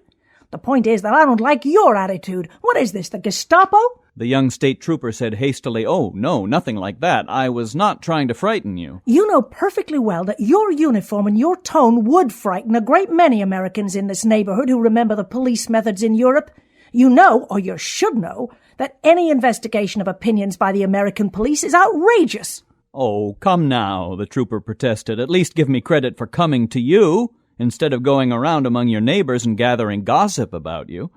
I only want to know whether you wrote that postcard." "Is that a subversive activity?" Somewhat confused, the trooper answered, "Yes." "Then I'm subversive as hell. I'm against all this so-called Social Security, and I'll tell you why." And for 5 minutes she told him why. "I say this, and I write this, and I broadcast it on the radio, and I'm going to keep right on doing it till you put me in jail. Write that down and report it to your superiors." When an account of this incident, titled, "What is this, the Gestapo?" was circulated by local papers, Lane became something of a celebrity. During talks, she stressed that the war for freedom, though being won on the battlefield, was being lost at home, since Americans were adopting the same socialistic principles domestically that they were fighting abroad. This observation, which had also been made by John T. Flynn and other libertarian writers, was reminiscent of a famous article, The Conquest of the United States by Spain, written at the turn of the century by the Yale sociologist and classical liberal William Graham Sumner. Referring to the Spanish-American War of 1898, which was an easy military victory for the United States, Sumner contended that Spain, not America, had really won the war of ideas, that is, because America had embraced the militarism and imperialism of her Old World adversary, rather than remaining true to the principles of individual liberty and non-interventionism on which the Republic had been founded.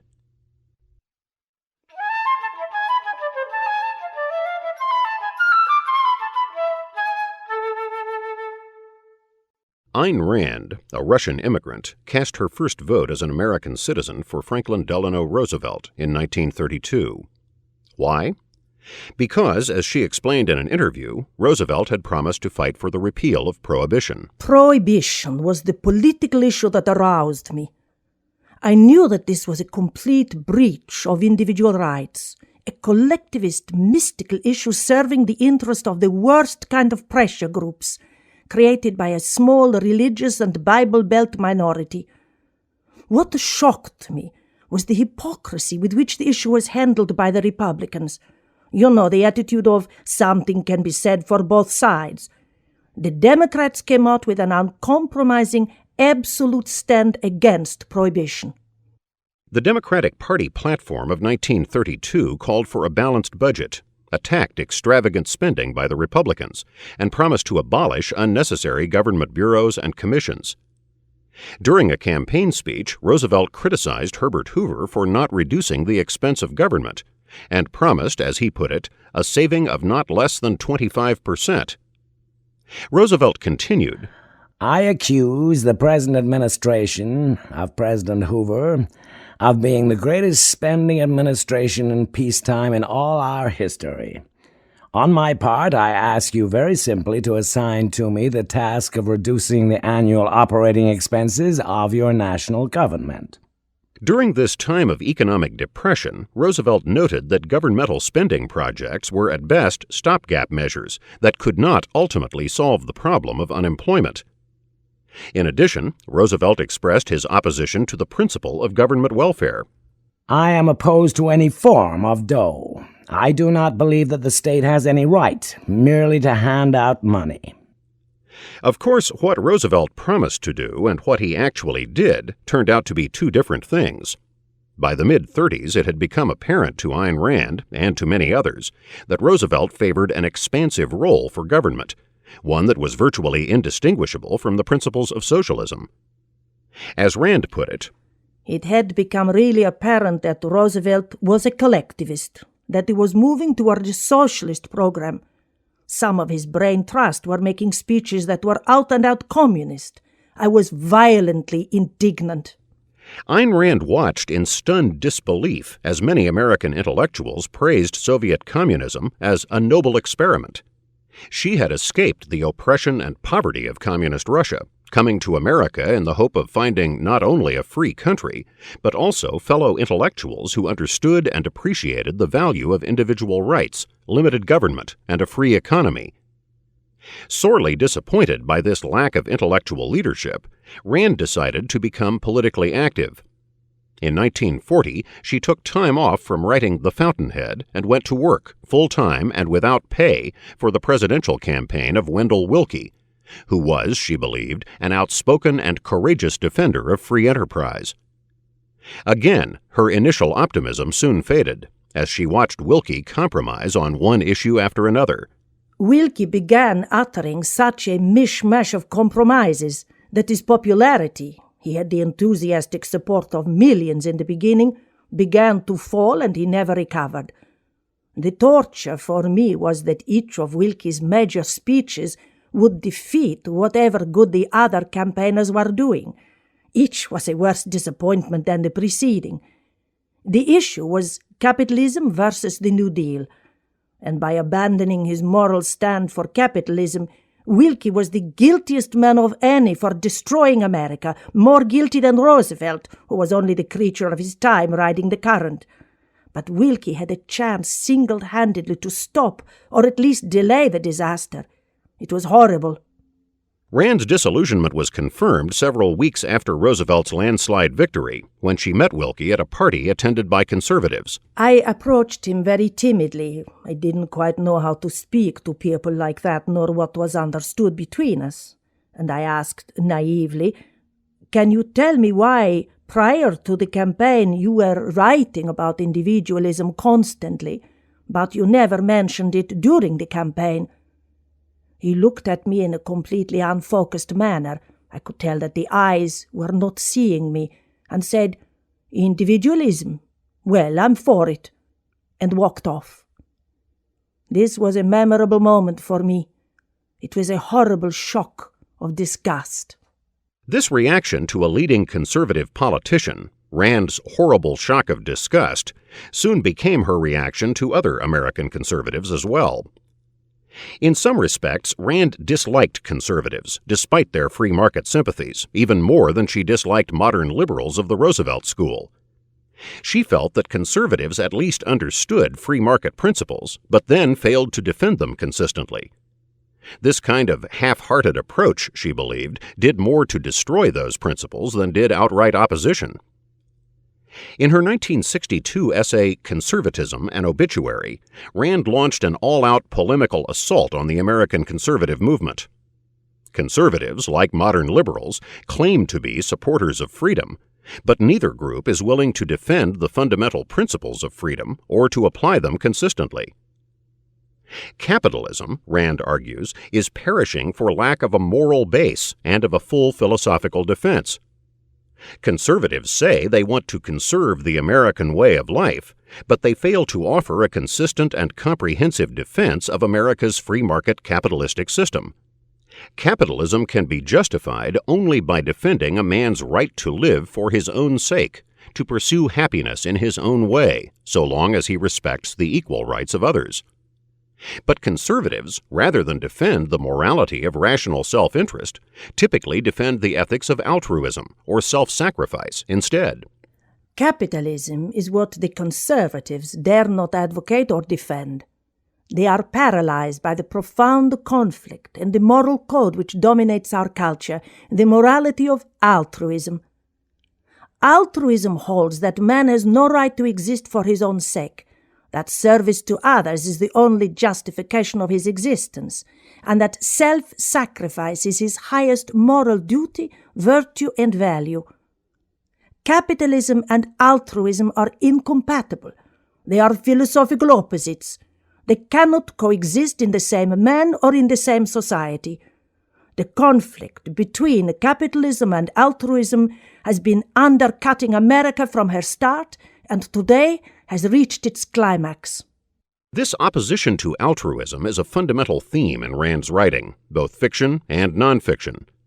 It is also a stumbling block for some of her readers, who identify altruism with benevolence and thereby view Rand as a Scrooge-like character in a bad mood. This caricature of Rand, which is quite common, is a serious distortion of her ideas. It is true that many people today use the word altruism to signify benevolence, charity, or a disposition of goodwill toward others. But this was not its original meaning, nor is it what Rand means by the word. For her, altruism is not just a theory of personal ethics. Rather, it is a socio-political doctrine that attempts to justify the sacrifice of the individual to a greater good, such as society or the state. Quoting Rand, "Many people believe that altruism means kindness, benevolence, or respect for the rights of others. But it means the exact opposite. It teaches self-sacrifice as well as the sacrifice of others to any unspecified public need. It regards man as a sacrificial animal." Here, Rand was on solid historical ground. The word altruism was coined in the early 19th century by the French philosopher Auguste Comte, who also invented the word sociology. For Comte, altruism denoted not simple benevolence or charity, but rather the moral and political obligation of the individual to sacrifice his own interests for the sake of a greater social good. It should be noted that Ayn Rand did not oppose helping others in need, provided such actions are voluntary. What she opposed was the use of coercion, that is, the initiation of physical force in social relationships. The doctrine of altruism, in Rand's view, is evil precisely because it serves to justify coercion, especially governmental coercion, in order to benefit some people at the expense of others. A theory of individual rights, properly articulated and justified, is necessarily opposed to the political ethics of altruism, because rights provide a moral sanction for each person to pursue his own values in his own way, so long as he does not initiate force or the threat of force against others. We cannot here explain or defend Rand's theory of ethics in detail, but we need to discuss how her view of egoism, meaning the individual's right to pursue happiness, is related to her defense of capitalism. It is owing to her moral defense of capitalism that Rand has influenced the libertarian movement more than any other modern writer. Every political system, says Rand, is based on some code of ethics. This is why she sometimes refers not simply to the altruist ethics, but to the altruist collectivist ethics. It is crucial to keep in mind that altruism, as understood by both Auguste Comte and Ayn Rand, upholds self-sacrifice as a primary duty, not merely as a possible option that a person may or may not choose to follow. Altruism, therefore, views self-sacrifice as an enforceable obligation, one that should be implemented by coercive laws. Altruism has definite implications in the field of interpersonal relationships, suggesting that if people do not voluntarily fulfill their obligations to others, they may be forced to do so, and punished if they disobey. Thus, the ethics of altruism logically implies political collectivism, wherein the individual is forced to sacrifice his own interests to the greater collective good of society.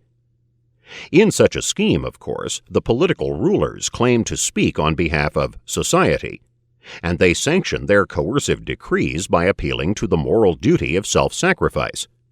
We are often told that people who do nothing more than peacefully pursue their own interests are, if not outright immoral, at least neglecting a greater obligation to contribute to the public good. Rand, as we have seen, considers egoism and altruism to be moral opposites. The former considers self-interest to be the primary virtue, whereas the latter defends the duty of self-sacrifice. Thus, in the same way that altruism has political implications, so egoism has political implications. There is more involved in Rand's egoism than recommending that people should strive for the good things in life. Egoism, when applied to social relationships, means that people have a right to seek their own good according to their own judgment. This is a basic condition of human survival, or what Rand calls man's life qua man. An ethics of self-interest, therefore, when formulated in social terms, becomes the principle of individual rights. As Rand puts it in her important essay, Man's Rights, rights are a moral concept, the concept that provides a logical transition from the principles guiding an individual's actions to the principles guiding his relationship with others, the concept that preserves and protects individual morality in a social context, the link between the moral code of a man and the legal code of a society, between ethics and politics. Individual rights are the means of subordinating society to moral law. A right is the social application of a moral principle. In altruist collectivist systems, where the duty of self-sacrifice is enforced by law, rights are commonly formulated in positive terms, as so-called welfare rights. These include the supposed right to a fair wage, to decent living conditions, to an education, and so forth. These are called positive rights because they impose a positive obligation on others. If I have the right to decent housing, then others have the moral and legal duty to provide me with that housing. Houses, however, are not natural resources. They are the product of human ingenuity and labor. Therefore, to say that I have a right to housing means that I have an enforceable moral claim on the mind and labor of other people, who are required to forego their own goals in order to satisfy my claim against them. If they do not provide me with housing, that is, if they refuse to pay the compulsory taxes that are needed to finance my house, then they suffer the legal penalties of fines, imprisonment, or worse. Positive welfare rights, Rand argues, can be justified only within an altruist collectivist ethics. I can have a right, a moral claim on the labor and property of other people, only if they have a moral obligation to sacrifice their interests for mine. And this is the basic premise of altruism. In contrast to an altruist theory of positive rights, Rand defends an egoistic theory of what are often called negative rights, so called because they merely impose negative obligations on other people. The principal duty involved here is to abstain from the initiation of force or the threat of force against others. In this system, people must deal with each other by voluntary means or not at all. Here is how Rand defines and explains her conception of negative rights. A right is a moral principle defining and sanctioning a man's freedom of action in a social context. There is only one fundamental right. All others are its consequences or corollaries, a man's right to his own life. Life is a process of self-sustaining and self-generated action.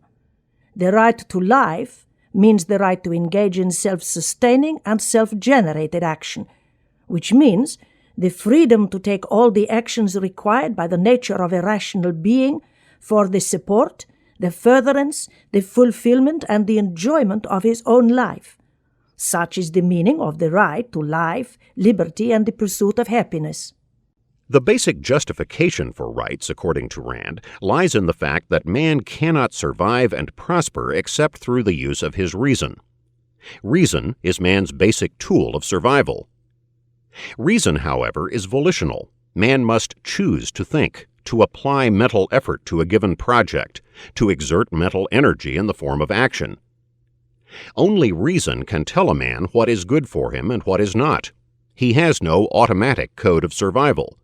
He must learn what will further his ends and then choose to act upon that knowledge. This is why freedom from the coercive interference of others is necessary to our pursuit of happiness.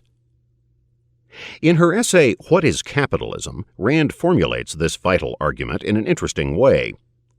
Coercion, she says, by forcing a man to act against his own reasoned judgment, also destroys his capacity to identify and pursue objective values. There is no way that a man can be compelled to be happy. If one knows that the good is objective, that is determined by the nature of reality but to be discovered by man's mind, one knows that an attempt to achieve the good by physical force is a monstrous contradiction, which negates morality at its root by destroying man's capacity to recognize the good, that is, his capacity to value. Force invalidates and paralyzes a man's judgment, demanding that he act against it, thus rendering him morally impotent. A value which one is forced to accept at the price of surrendering one's mind is not a value to anyone. The forcibly mindless can neither judge nor choose nor value. An attempt to achieve the good by force is like an attempt to provide a man with a picture gallery at the price of cutting out his eyes. Values cannot exist, cannot be valued outside the full context of a man's life, needs, goals, and knowledge. In Rand's system, to state that objective values are a necessary requirement for man's survival, well-being, and happiness is simply a reformulation of the principle that man should pursue his self-interest. If it is right for man to pursue objective values, then, in a social context, he must have the right to pursue those values. The pursuit of rational self-interest and its moral sanction, when applied in a social context, generate the principle of individual rights. Rights demand that every person be treated equally, as an end in himself, and not as a means to the ends of others. One's rights function, in effect, as a social trump card, overriding the desires and demands of other people, society, and the state. Rights, therefore, are necessary for man to live successfully in a social context. Rights embody the conditions required for man's existence as a rational being, and define the moral limits of social interaction. And rights, if consistently applied in the form of property rights and enforced by a limited government, result in that social system known as capitalism. Ayn Rand's theory of government, of its moral limits and proper functions, is derived from her theory of rights. It is based on her belief that the right to life, which is the most fundamental of all rights, can be implemented and protected only in the form of property rights. This is so because man must labor in order to sustain his life, and if he does not have a right to use and dispose of the products of his labor, he can have no right to life. A man who produces while others dispose of his product is a slave. The right to property is the right to keep, use, and dispose of material values. The basic principle of civilized interaction, says Rand, is trade, a voluntary exchange of values, whether material or spiritual, that redounds to the benefit of all parties. We trade or exchange something with others every time we interact with them voluntarily, getting something we want by giving them something they want. The freedom to trade with others, to associate on terms that are voluntarily accepted by all parties, is essential to a good society. A society, in other words, that is beneficial rather than harmful to man's life. And the moral foundation of a good society is the principle of individual rights. The precondition of a civilized society is the barring of physical force from social relationships, thus establishing the principle that if men wish to deal with one another, they may do so only by means of reason, by discussion, persuasion, and voluntary uncoerced agreement. Man has the right to use force only in self-defense against those who initiate its use. But this retaliatory use of force cannot be left to the discretion of individuals. Social peace and cooperation would be impossible if people had to live in perpetual fear of having violence used against them. Society would degenerate into bloody conflict and mob rule if the use of force were left to the arbitrary decisions of individuals, even if we suppose those individuals to be well-intentioned. The retaliatory use of force, therefore, requires an objective code of rules or laws. Such laws are necessary for establishing guilt and innocence and for determining the appropriate sanction. It is this social need for objective law that generates the institution of government. If physical force is to be barred from social relationships, men need an institution charged with the task of protecting their rights under an objective code of rules. This is the task of a government, of a proper government, its basic task, its only moral justification, and the reason why men do need a government. A government is the means of placing the retaliatory use of physical force under objective control, that is, under objectively defined laws. The fundamental difference between government and private individuals is that government holds a legal monopoly on the use of physical force. This monopoly is necessary if government is to fulfill its basic function of restraining aggression. But this monopoly on force, though necessary, can also prove destructive if the actions of government are not rigidly defined, delimited, and circumscribed. Under a proper social system, a private individual is legally free to take any action he pleases, so long as he does not violate the rights of others, while a government official is bound by law in his every official act. A private individual may do anything except that which is legally forbidden. A government official may do nothing except that which is legally permitted. This is the means of subordinating might to right. This is the American concept of a government of laws and not of men. The ultimate purpose of government, and its only justification, is the protection of individual rights.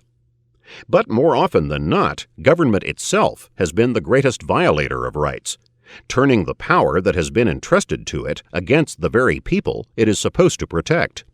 Criminals are a small minority in any age or country, and the harm they have done to mankind is infinitesimal when compared to the horrors, the bloodshed, the wars, the persecutions, the confiscations, the famines, the enslavements, the wholesale destructions perpetrated by mankind's governments. Potentially, a government is the most dangerous threat to man's rights. It holds a legal monopoly on the use of physical force against legally disarmed victims. When unlimited and unrestricted by individual rights, a government is men's deadliest enemy.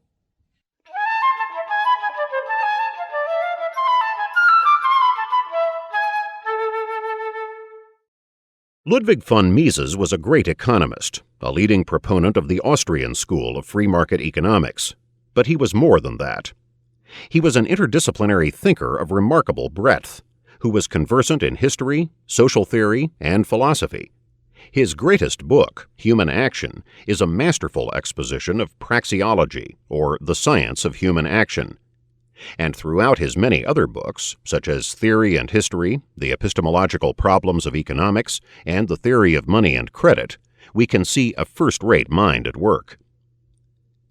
Mises is best known for his early critique of socialism, which convinced many economists, including a young socialist named Friedrich Hayek, that rational economic calculation is impossible in a socialist system, and that economic coordination can best be achieved in an unregulated market, where prices transmit crucial information about the supply and demand of capital goods. Mises drew on the economic theory of value to argue that socialism could not solve what he called the problem of economic calculation. Thus, before presenting the Misesian argument, we will first present some background information on the theory of value. Central to all economic analysis is the concept of value. In classical economics, whose major exponents were Adam Smith, David Ricardo, and John Stuart Mill, two kinds of value were often distinguished, namely value in use and value in exchange. Use value refers to the usefulness or utility of a given commodity, such as water, which, because it is essential to human life, was said to have a high use value. Exchange value, in contrast, refers to what a given commodity can fetch in the market when it is exchanged for something else. For example, diamonds were said to have a high exchange value because they will command a good deal in return. This dichotomy of use value and exchange value generated a serious problem for the classical economists, who were perplexed by the relationship between the two kinds of value. This problem is illustrated in what economists call the water-diamond paradox, which was expressed by Adam Smith as follows. The things which have the greatest value in use have frequently little or no value in exchange, and, on the contrary, those which have the greatest value in exchange have frequently little or no value in use. Nothing is more useful than water, but it will purchase scarce anything. Scarce anything can be had in exchange for it. A diamond, on the contrary, has scarce any value in use, but a very great quantity of other goods may frequently be had in exchange for it. Smith understood that the resolution of this paradox lay in the notion of relative scarcity. He points out, for example, that someone stranded in the desert, where water is scarce, will value water more highly than he would in normal circumstances, where water is plentiful.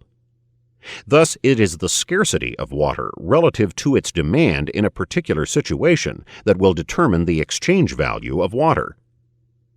Despite this insight, however, the classical economists were unable to formulate a unified theory of value that would adequately explain the water-diamond paradox and similar problems.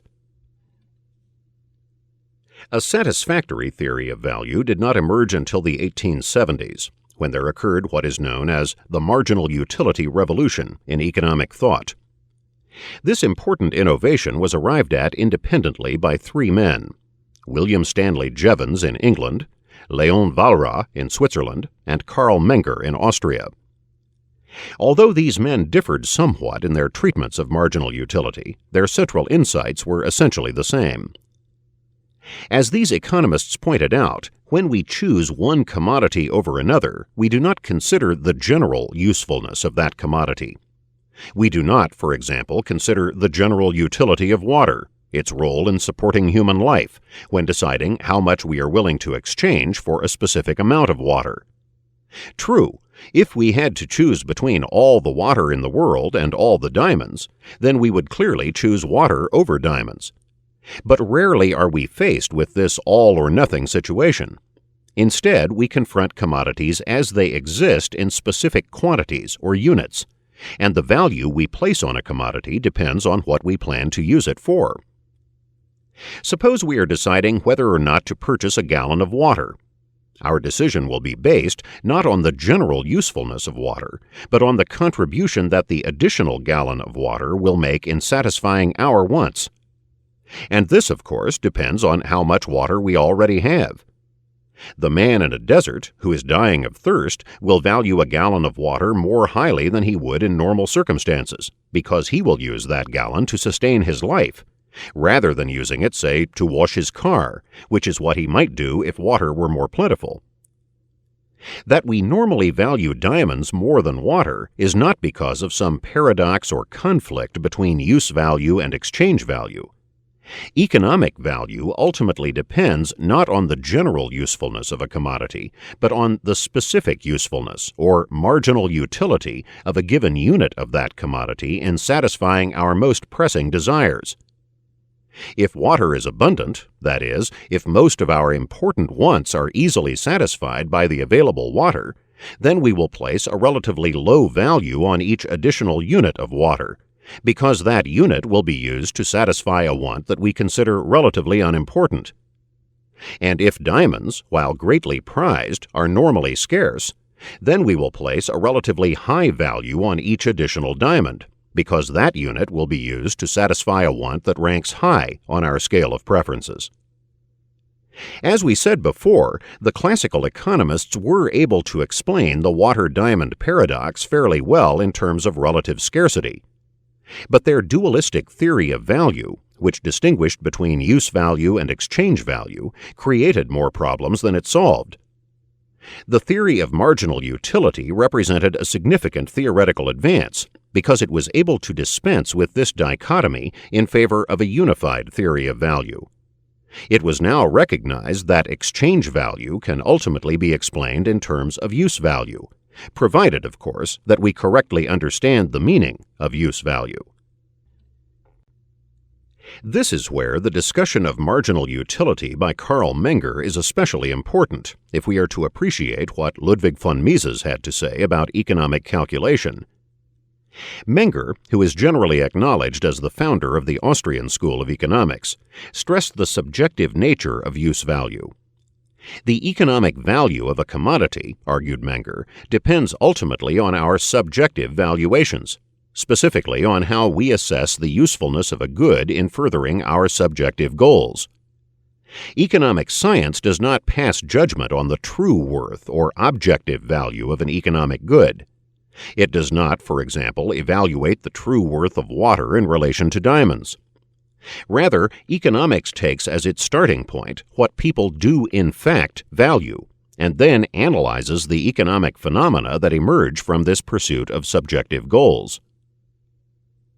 Menger's distinctive contribution to marginal utility was his extension of this theory to what he called goods of a higher order, or what we sometimes call capital goods, or the means of production, in contrast to consumer goods.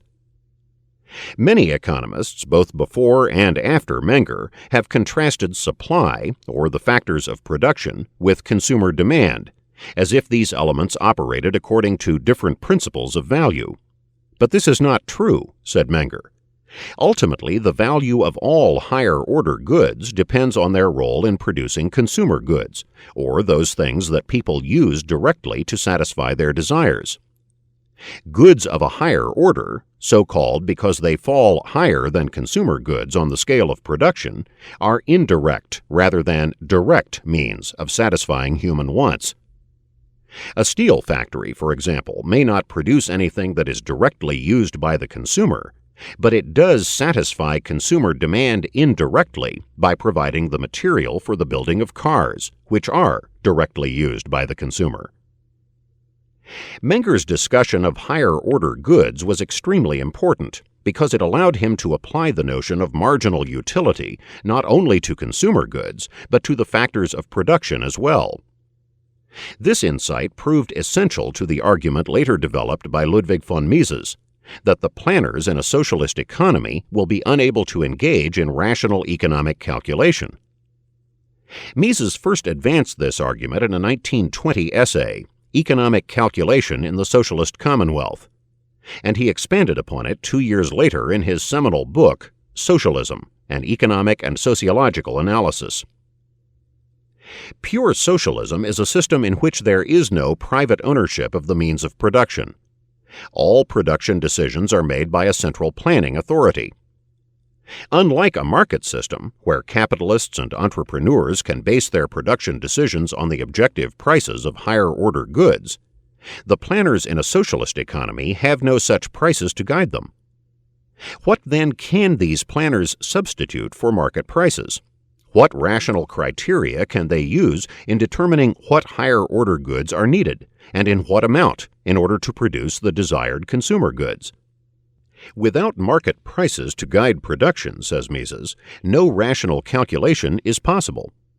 Thus, the so-called economic planning of socialism leads, in fact, to economic chaos, to inefficiency and waste on a massive scale. The idea of centralized planning is plausible only if we assume that economic value is an objective feature of commodities, one that can be rationally ascertained apart from the give and take of market competition. Karl Marx, of course, made precisely this assumption. Like David Ricardo and other economists in the classical school, Marx defended a labor theory of value. It is interesting to note that Marx finished only one volume of his Das Kapital during his lifetime, and this appeared just as the theory of marginal utility was revolutionizing economic thought. But this was one revolution that Marx failed to understand.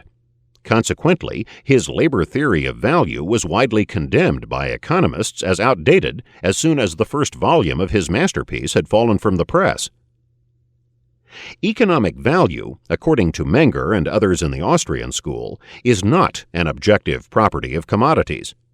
Rather, value is imputed to commodities according to their perceived utility in serving human wants. To quote from Mises, "Every man who, in the course of economic activity, chooses between the satisfaction of two needs, only one of which can be satisfied, makes judgments of value. Such judgments concern firstly and directly the satisfactions themselves. It is only from these that they are reflected back upon goods." We evaluate our preferences by ranking them, not by measuring them. It makes sense, for example, to say that I like apples more than oranges and oranges more than pears, and therefore that I like apples more than pears.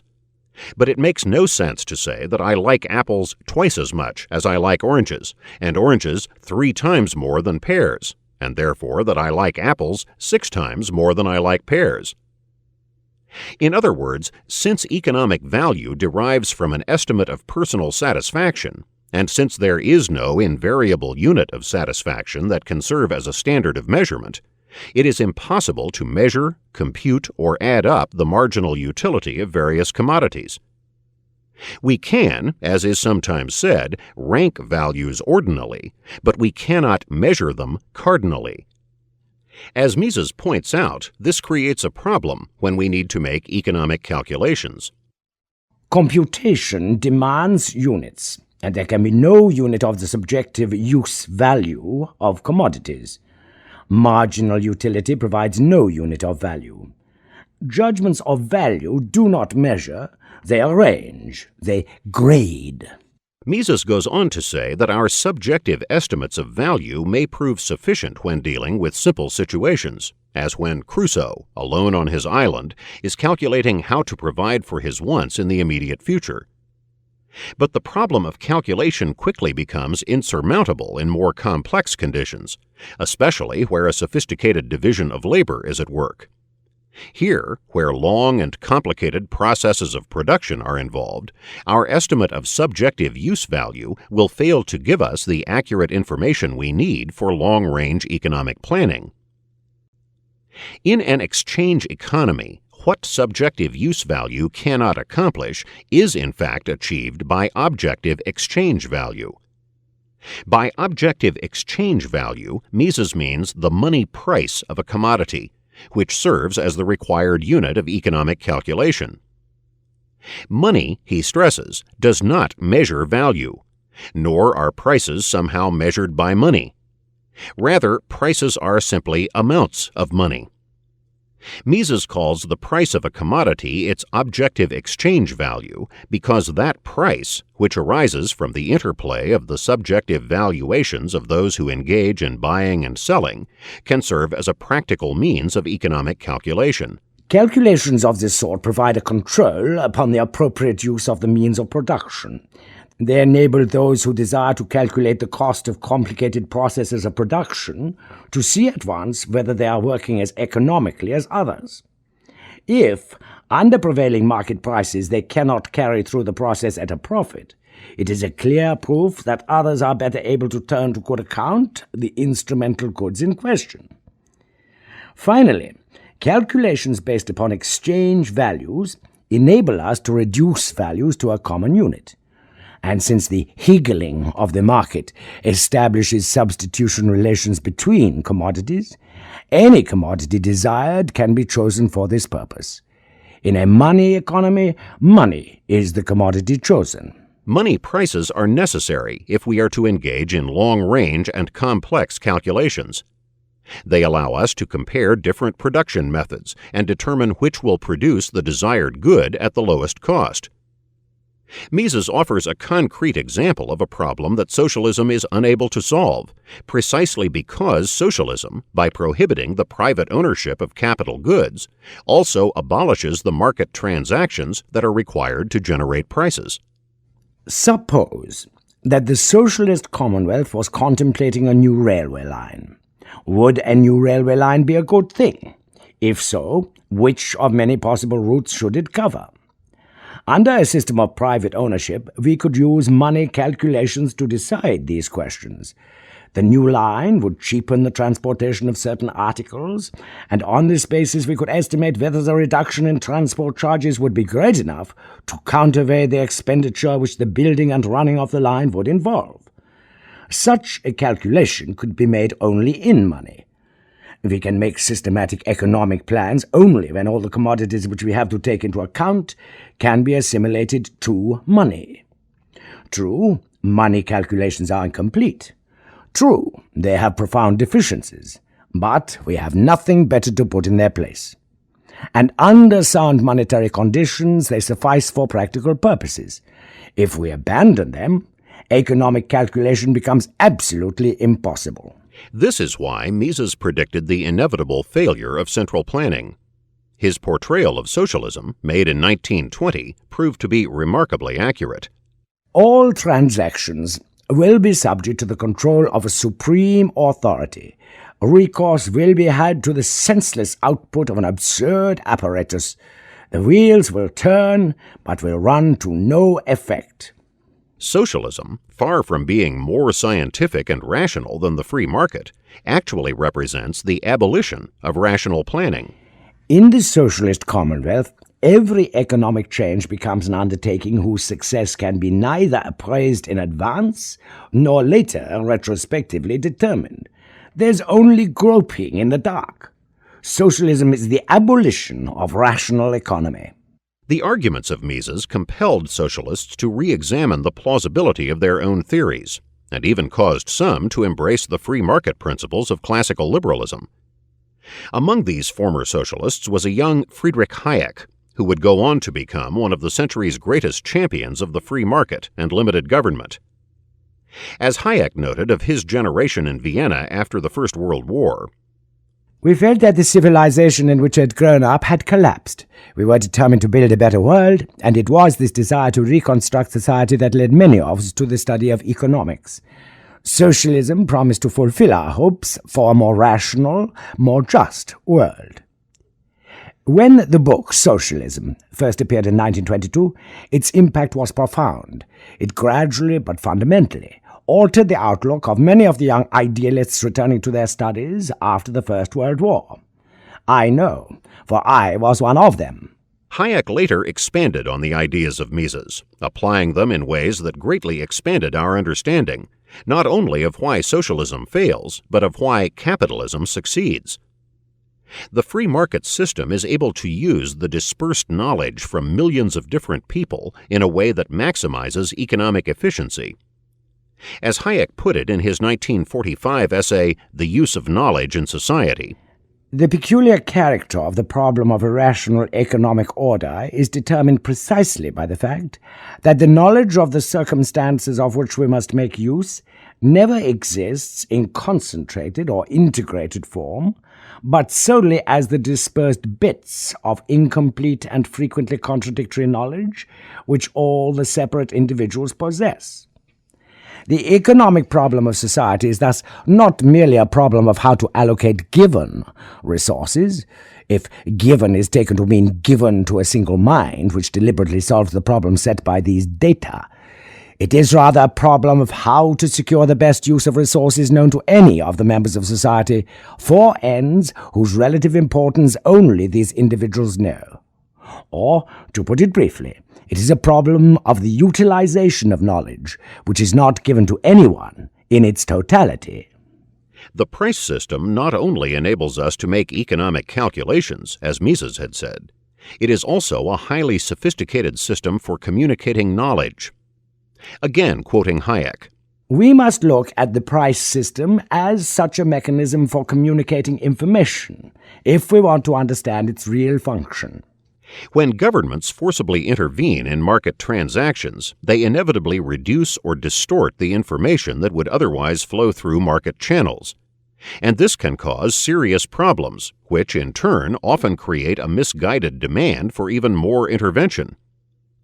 Thus, despite the best intentions of planners, their interventions will tend to generate additional interventions, thereby creating a downward spiral into a highly regimented economy. This is the road to serfdom that Hayek described so well in his best-selling book. Or, in the words of Mises, this is the way to planned chaos.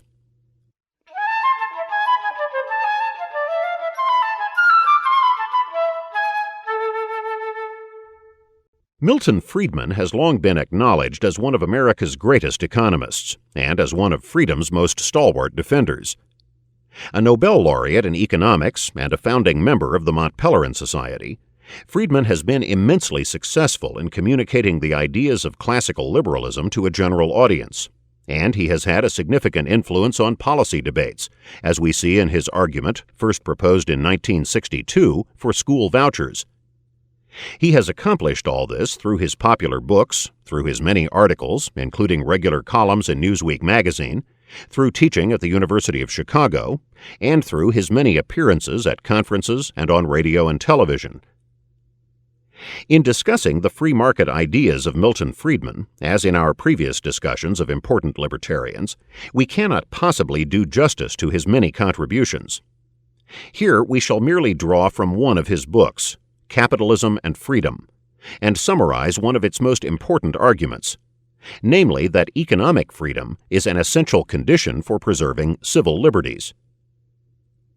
Capitalism and Freedom, published by the University of Chicago Press in 1962, opens with a famous line from President Kennedy's inaugural address. "Ask not what your country can do for you. Ask what you can do for your country." Although a controversy erupted over the source of this passage, it was not original with Kennedy. Very few people quarreled with its content, a content, Friedman contends, that runs counter to the principles of a free society. Neither half of the statement expresses a relation between the citizen and his government that is worthy of the ideals of free men in a free society. The paternalistic, what your country can do for you, implies that government is the patron, the citizen the ward, a view that is at odds with the free man's belief in his own responsibility for his own destiny. The organismic, what you can do for your country, implies that government is the master or the deity, the citizen, the servant, or the votary. To the free man, the country is the collection of individuals who compose it, not something over and above them. The primary question we should ask about government, says Friedman, is this: how can we ensure that government will discharge its legitimate duties, especially that of protecting freedom, without expanding its power to the point of becoming a Frankenstein monster that destroys the very freedom it is meant to protect?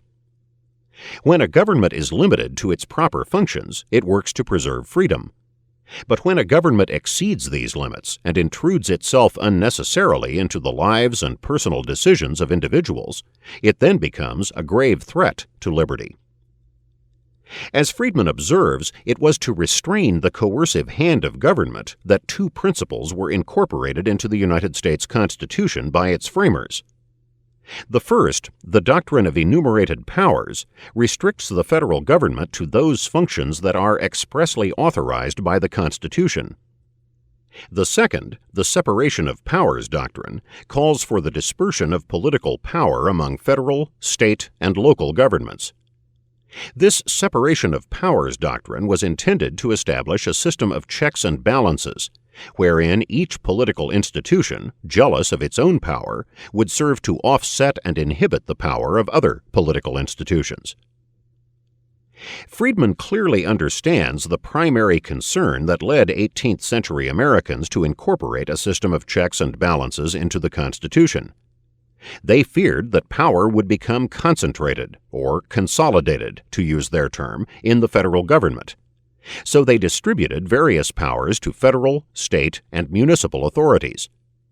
True, a government at any level can become corrupt and despotic, but should these things occur under state and local governments, their citizens can at least escape to other jurisdictions that offer more freedom. But this cannot easily be done when power has become concentrated in a central government, unless people can flee to another country. The principles of decentralized power and limited government play an interesting role in Friedman's discussion of the relationship between economic and political freedom. As we shall see, Friedman regards the free market, in which economic power is widely dispersed, as essential to a system of checks and balances. Therefore, as Friedman sees the matter, the power of government, if it is to be effectively limited, must be limited by a power outside of itself. And this is precisely the role that Friedman attributes to the free market. We shall now examine this argument in more detail. In Chapter 1 of Capitalism and Freedom, the relation between economic freedom and political freedom, Friedman sets out to refute the widespread myth that political and economic issues are unconnected, that any kind of political arrangements can be combined with any kind of economic arrangements. The advocates of democratic socialism, for instance, maintain that severe restraints on economic freedom, where major economic decisions are enforced by the coercive hand of government, can coexist with civil liberties, such as freedom of speech and press. Friedman, however, calls this view a delusion. He argues that politics and economics are closely related, and that a socialist economic system is ultimately incompatible with the democratic value of individual freedom. Friedman discusses two ways in which economic arrangements can promote the values of a free society. First, economic freedom is an end in itself, an essential component of political freedom, broadly conceived. Second, economic freedom is also, in Friedman's words, an indispensable means toward the achievement of political freedom. As for the first point, economic freedom conceived as an end in itself, Friedman notes that the freedom to buy and sell and otherwise participate in voluntary economic transactions has frequently been denigrated by intellectuals as unimportant. These intellectuals express contempt for the pursuit of material values and claim to uphold higher values that transcend this crass materialism. Intellectuals aside, however, economic freedom is as important to the average person as political freedom, because it enables the individual to spend his money as he sees fit, thereby attaining what he personally regards as desirable, rather than having that decision made for him by a government official or bureaucrat. Social Security taxes are a case in point. To the extent that such taxes are forcibly expropriated from the wage earner without his consent, he is not free to spend that money as he would like, perhaps by investing in a private retirement plan that would be more secure or yield a higher rate of return. Occupational licensing laws, which prohibit a person from engaging in a profession without governmental approval, are another example where regulations in the economic sphere restrict personal freedom. Clearly, to quote Friedman, Economic freedom in and of itself is an extremely important part of total freedom. As for the second point, that economic freedom is an indispensable means to political freedom, Friedman has this to say: Viewed as a means to the end of political freedom, economic arrangements are important because of their effect on the concentration or dispersion of power. The kind of economic organization that provides economic freedom directly, namely competitive capitalism, also promotes political freedom because it separates economic power from political power and in this way enables the one to offset the other. For Friedman, economic freedom is a necessary condition, but not a sufficient one, for the existence of political freedom. Throughout history, the two have usually gone hand in hand. Indeed, political freedom in the modern world emerged along with the free market and the development of capitalist institutions. But there are some cases, Japan and Russia, for example, prior to the First World War, where politically authoritarian societies permitted a fair amount of economic freedom, especially when contrasted with the totalitarian regimes of Communist Russia and Nazi Germany. Thus, according to Friedman, the relation between political and economic freedom is complex and by no means unilateral. Nevertheless, there is a logic to central planning which, if consistently acted upon, would lead to the virtual eradication of personal liberty. In the course of demonstrating this point, Friedman expands on the meaning of freedom as it has been conceived by classical liberals. Individual freedom for the liberal is the ultimate goal of government and the standard by which he judges social arrangements. As Friedman explains, freedom as a value in this sense has to do with the interrelations among people. It has no meaning whatsoever to a Robinson Crusoe on an isolated island without his man Friday. Robinson Crusoe on his island is subject to constraint. He has limited power, and he has only a limited number of alternatives, but there is no problem of freedom in the sense that is relevant to our discussion. Similarly, in a society, freedom has nothing to say about what an individual does with his freedom. It is not an all-embracing ethic. Indeed, a major aim of the liberal is to leave the ethical problem for the individual to wrestle with. The really important ethical problems are those that face an individual in a free society: what he should do with his freedom.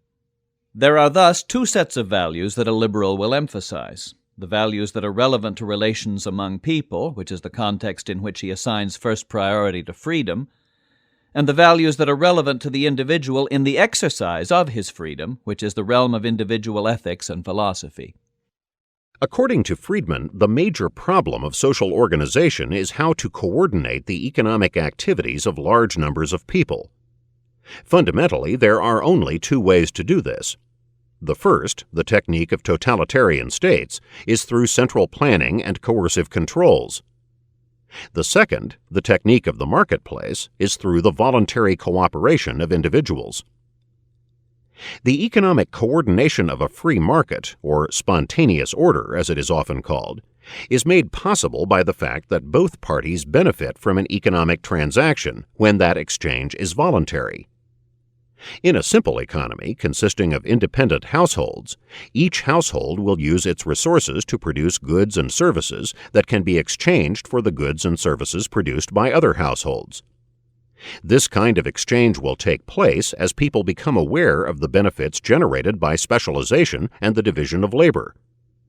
Thus, if the members of a household decide to produce for the purpose of exchange rather than solely for their own consumption, this is because they perceive a benefit in so doing. No exchange will take place unless each household regards this transaction as conducive to its welfare. In this way, Friedman says, cooperation arises without coercion.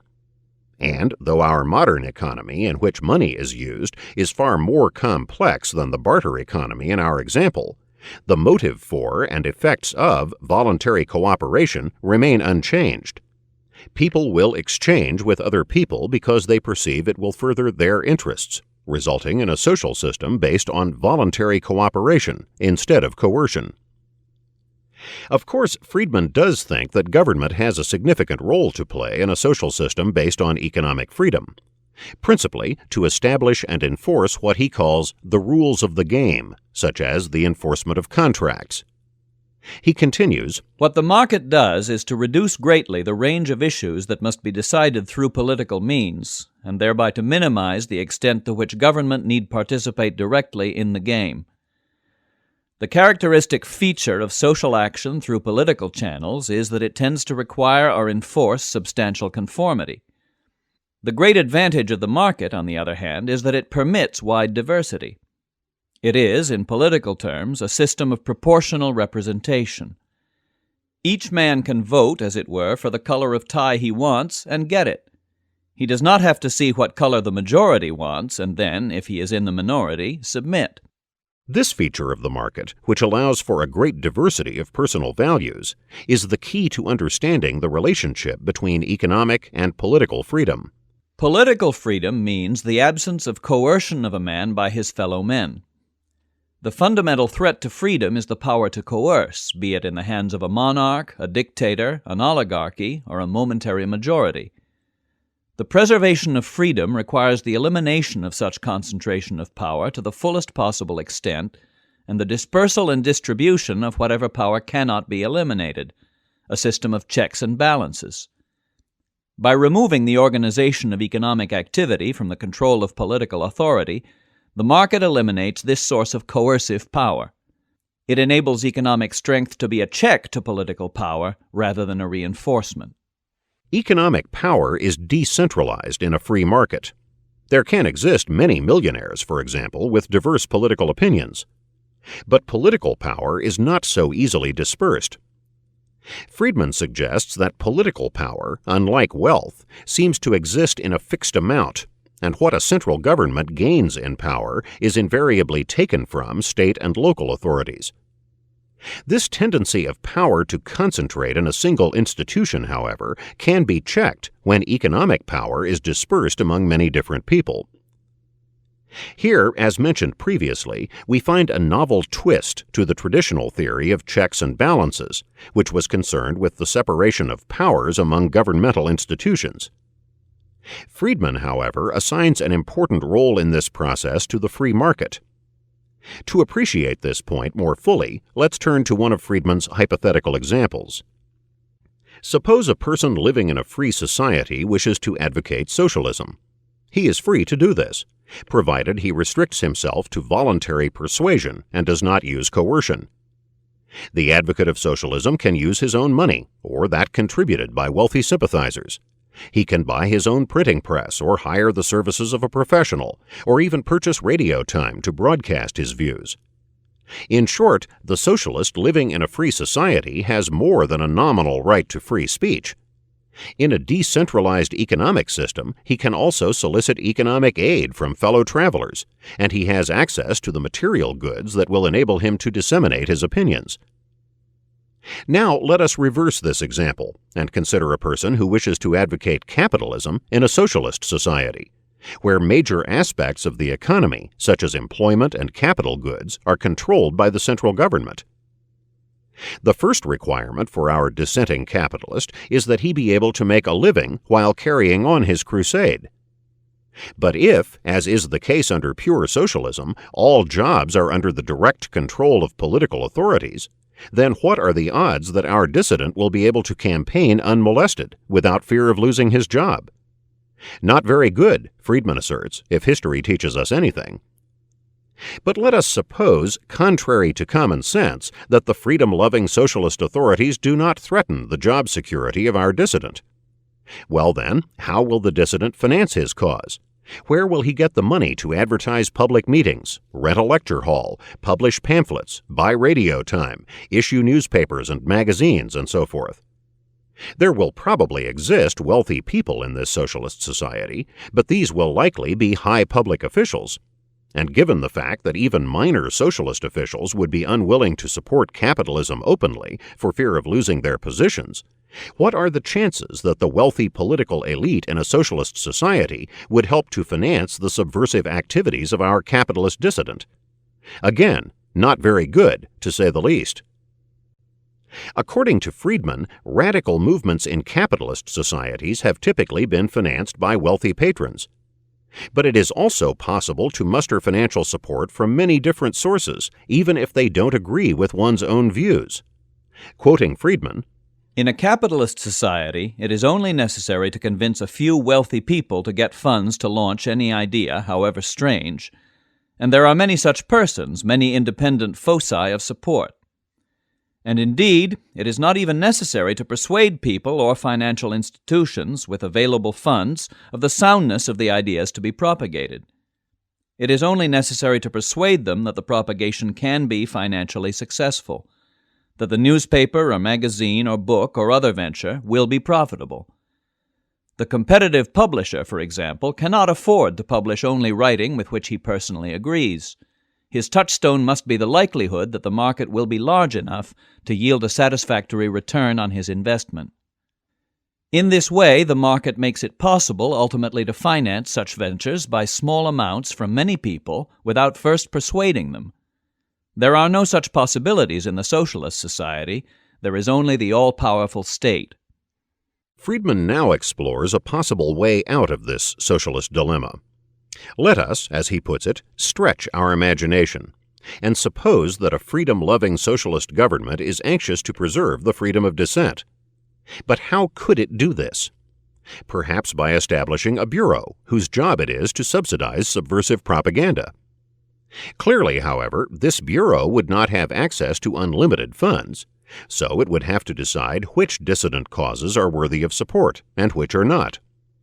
And it doesn't stretch our imagination to suppose that the causes which the socialist authorities will deem most worthy of support will be precisely those which are seen as posing the least threat to the political status quo, or those which stand the least chance of influencing public opinion. In a free society, money is the only barrier to the widespread dissemination of dissident views. After a radical has the necessary funds, he will find that suppliers of paper are as willing to do business with him as they are with the Wall Street Journal. In a socialist society, in contrast, our hypothetical supporter of capitalism would have to do far more. He would have to convince a government factory to sell him the necessary paper, a government printer to print his pamphlets, a government post office to distribute his literature, a government agency to rent him a lecture hall, and so forth. Friedman concedes there may be some way that socialism can overcome these problems and preserve freedom, but no practical solutions have ever been offered. So far as I know, none of the people who have been in favor of socialism and also in favor of freedom have really faced up to this issue, or made even a respectable start at developing the institutional arrangements that would permit freedom under socialism. By contrast, it is clear how a free market capitalist society fosters freedom. Friedman presents a number of real-life examples to illustrate how freedom is protected in a decentralized economy. When, in 1947, about 150 writers were blacklisted by the movie industry as suspected communists, some of these were clandestinely rehired and continued to write scripts under pseudonyms. This created something of a scandal when a screenwriter, one Robert Rich, received an Oscar for the movie The Brave One. Robert Rich, it turns out, was a pseudonym for Dalton Trumbo, one of the original Hollywood 10, who refused to testify at congressional hearings. The producer of The Brave One, Frank King, had previously insisted that Robert Rich was, as he put it, a young guy in Spain with a beard. But now, asked why he had hired a blacklisted writer, King replied, "We have an obligation to our stockholders to buy the best script we can. Trumbo brought us The Brave One, and we bought it." According to a newspaper report published in 1959, approximately 15% of movie scripts were being written clandestinely by blacklist members. Thus did the market demand for high-quality scripts mitigate the intended effect of the Hollywood blacklist. Consider also those government employees who were fired for pleading the Fifth Amendment during the McCarthy hearings. Most of these former government workers found jobs in the private sector, but this option would not have been available to them in a socialist society where the government controls employment. Friedman admits that political dissent has its costs even in a free society, because some employers may refuse to hire political dissidents.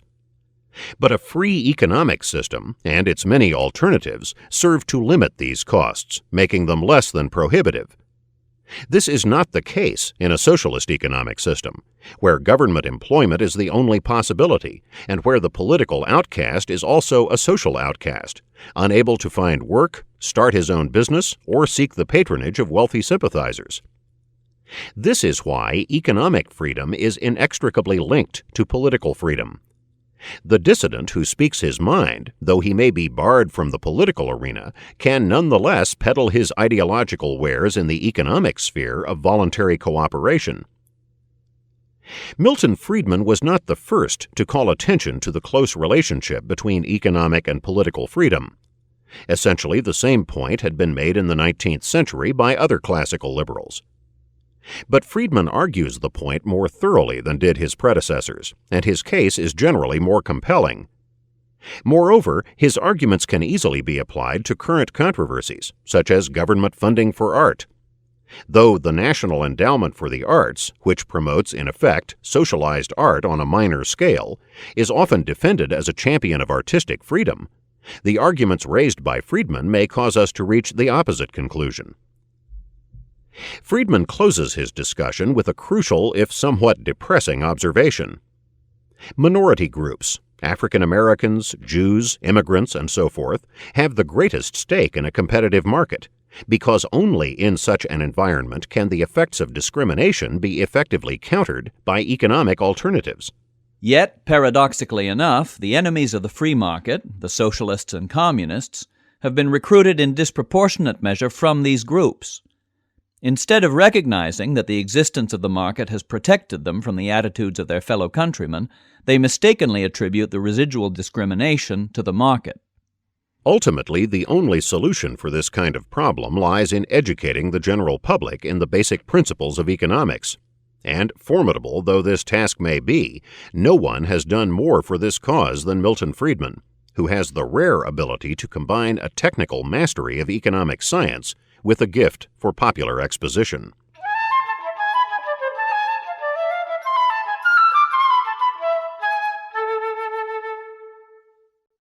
Thus far, we have discussed some major aspects of libertarian theory and some reasons for the revival in recent decades of the classical liberal tradition.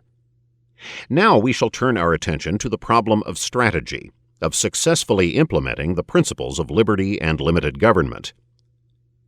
Throughout history, libertarians have been deeply involved in the great campaigns for religious toleration, constitutional limits on power, and civil rights, while opposing slavery, oppressive taxation, and war.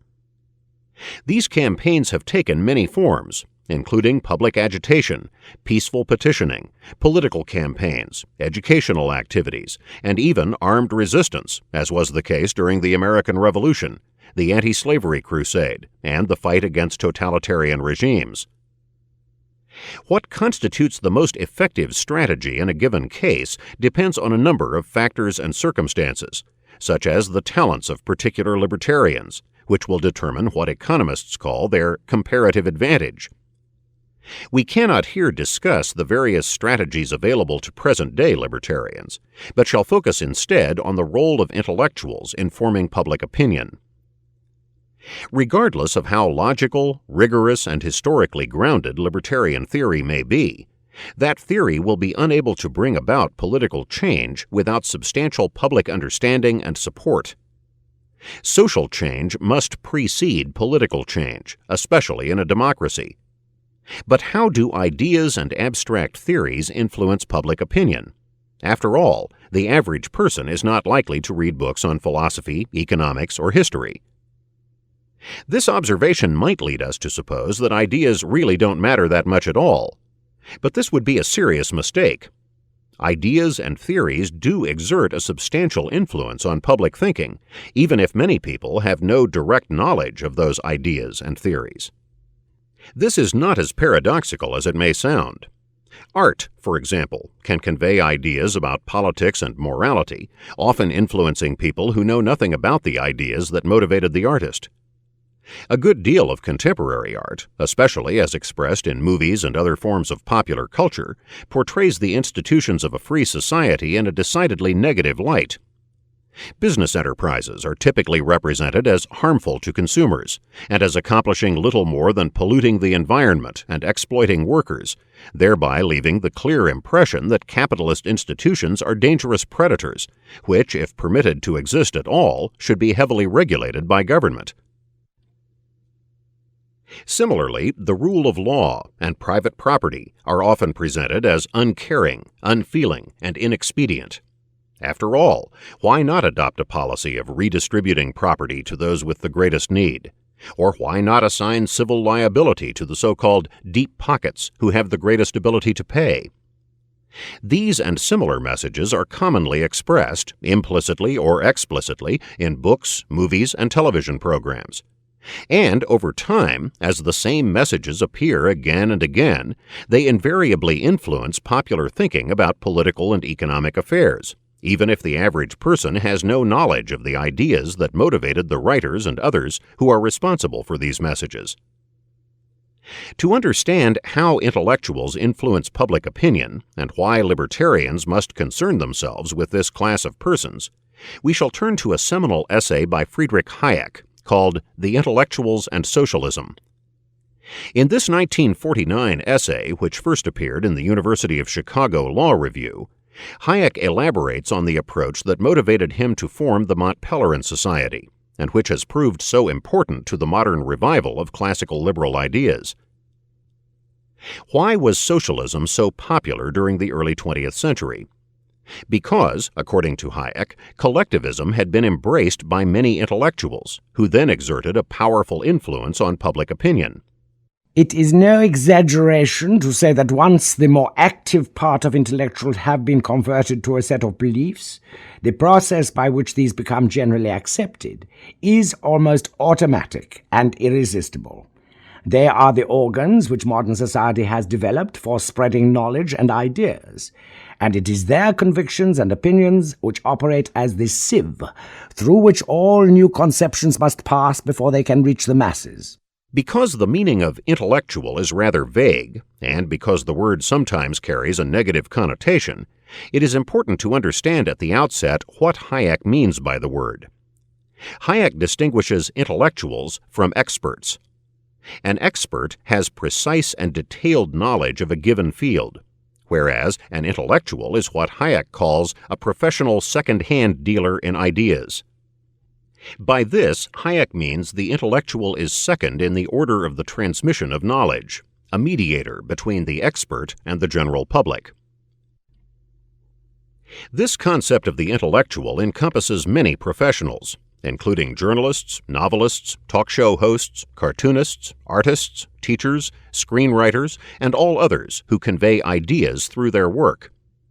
As Hayek says, "There is little that the ordinary man of today learns about events or ideas except through the medium of this intellectual class, and outside our special fields of work we are in this respect almost all ordinary men, dependent for our information and instruction on those who make it their job to keep abreast of opinion.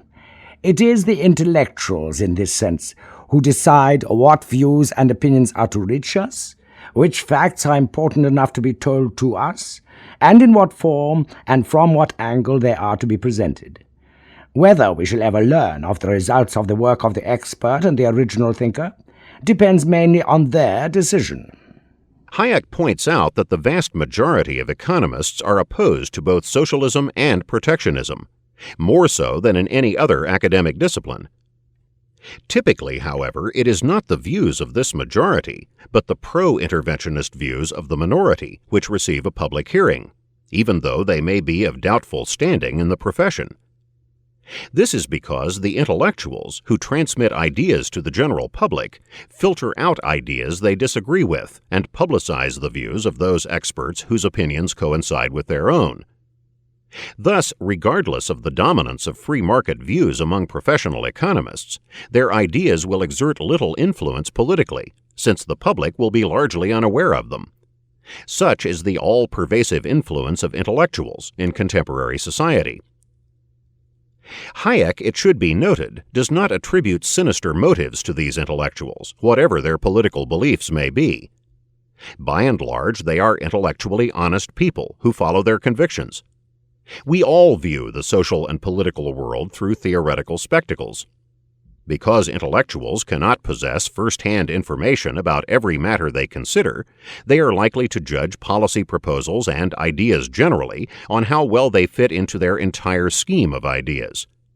Or, as philosophers of knowledge would say, the intellectual assesses the truth or validity of a new idea not according to whether it corresponds to a fact of reality, which is something he cannot possibly know in every case, but rather on the coherence of that new idea with the rest of his knowledge, which tends to be generalized and highly abstract. Thus, if an intellectual rejects an argument, idea, or piece of evidence because it doesn't fit into his general worldview, then that information will never reach the public, who will then be deprived of any opportunity to judge the matter for themselves. This explains how ordinary people can be influenced by philosophical or economic theories without studying those theories, or even being explicitly aware of what they are. Again, there need not be anything sinister about this process. Rather, it arises spontaneously and necessarily out of the vast number of ideas and bits of knowledge that circulate in a complex society. Only a handful of these can be considered by any particular person. Accordingly, therefore, those who wish to establish a free society should focus not on railing against the evil motives of their adversaries, but on replacing the erroneous theories of those adversaries with better ones.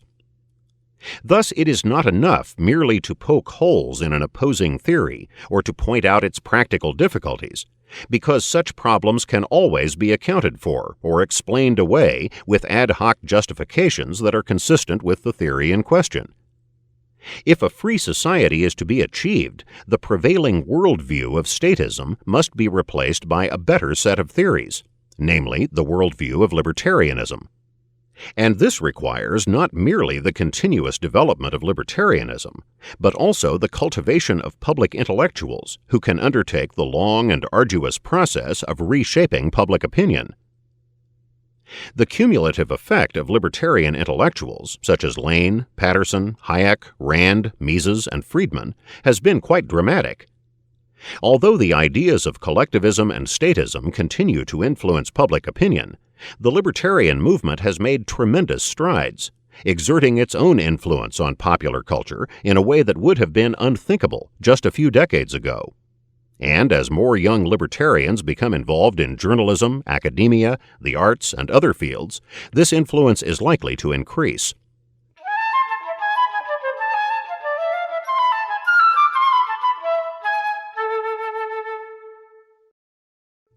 Previously, we discussed the importance of the Montpellier Society, whose members are, for the most part, professional academics, economists, philosophers, historians, and the like. Other libertarian and free market organizations address different audiences and have somewhat different purposes. For example, the Foundation for Economic Education, founded in 1946 by Leonard Read, has disseminated the ideas of Frédéric Bastiat, Ludwig von Mises, and other classical liberals through publications and seminars that are aimed primarily at high school educators, business persons, and professionals. The Institute for Humane Studies, founded in 1961 by Dr. F.A. Harper, and the Institute for Civil Society, founded in 1996 by Walter Grinder, work with college students and young professors to revive classical liberal thinking in the academy. The London-based Institute for Economic Affairs, founded in 1955 by Anthony Fisher, has been enormously influential in bringing about free market reforms in the United Kingdom, and deserves much of the credit for the wave of privatization instituted by Margaret Thatcher. In the print media, Reason magazine has brought libertarian principles to bear on investigative journalism, while Liberty magazine has served as an important forum for internal discussions and debates within the libertarian movement itself. These institutions and publications, along with others too numerous to mention, have carried the libertarian movement forward, offering their distinctive contributions to the cause of liberty, justice, economic progress, and peace. And, of course, we have the sponsor of Cato University, the Cato Institute, founded in 1977 by Ed Crane and Kansas industrialist Charles Koch.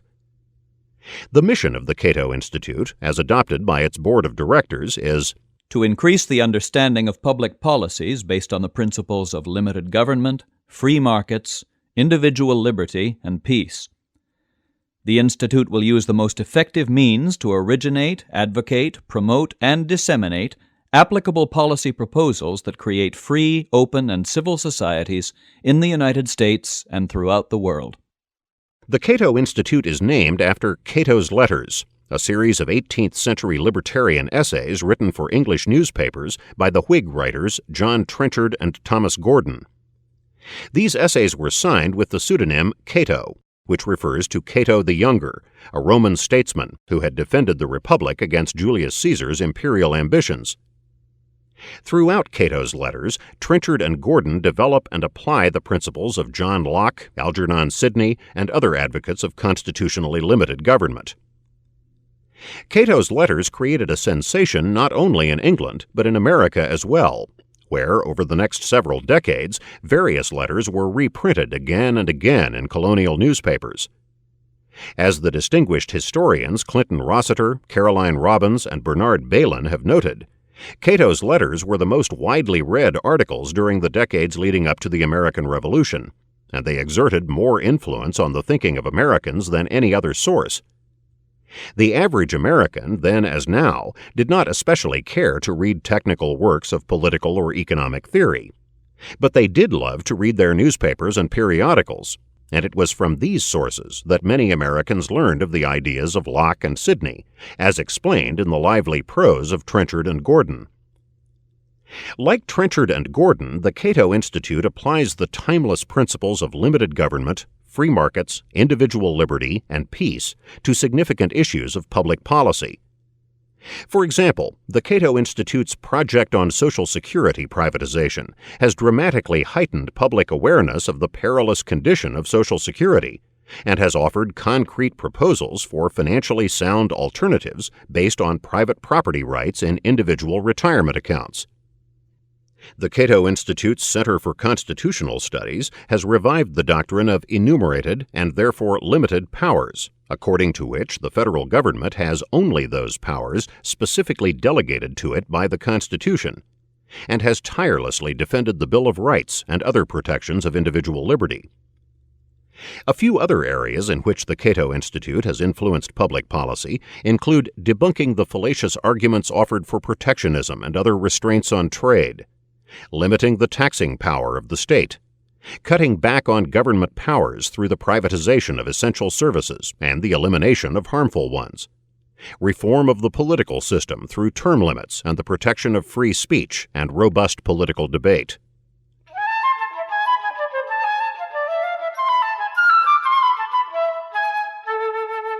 This is Ed Crane, president of the Cato Institute. I hope you've enjoyed this presentation of Cato University. Here at Cato, we take our principles very seriously, and that's why we've sponsored Cato University. We realize, of course, that we stand on the shoulders of the giants whose ideas you've been studying over the past year. Our job is to honor that tradition by doing all we can do to advance freedom and civilization. It's a lifelong commitment for all of us here at Cato, not only for our staff, but for our thousands of sponsors all around the world. I hope you'll take advantage of the many publications, conferences, and other programs of the Cato Institute, and that you'll let others know about them as well. We must not fail in our defense of freedom and limited government. If we devote our energies to the promotion of liberty, we can bring into being a world more prosperous, more civilized, and more peaceful than any the human race has yet seen. I'm glad you've been a part of that effort, and I thank you for having enrolled in Cato University.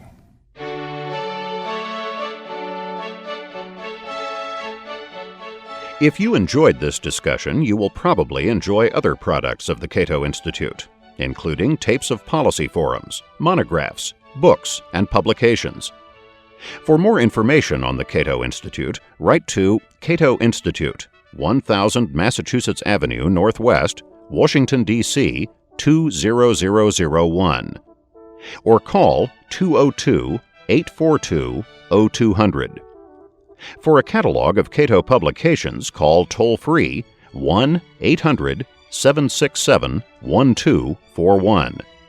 or visit our site on the World Wide Web at http://www.cato.org.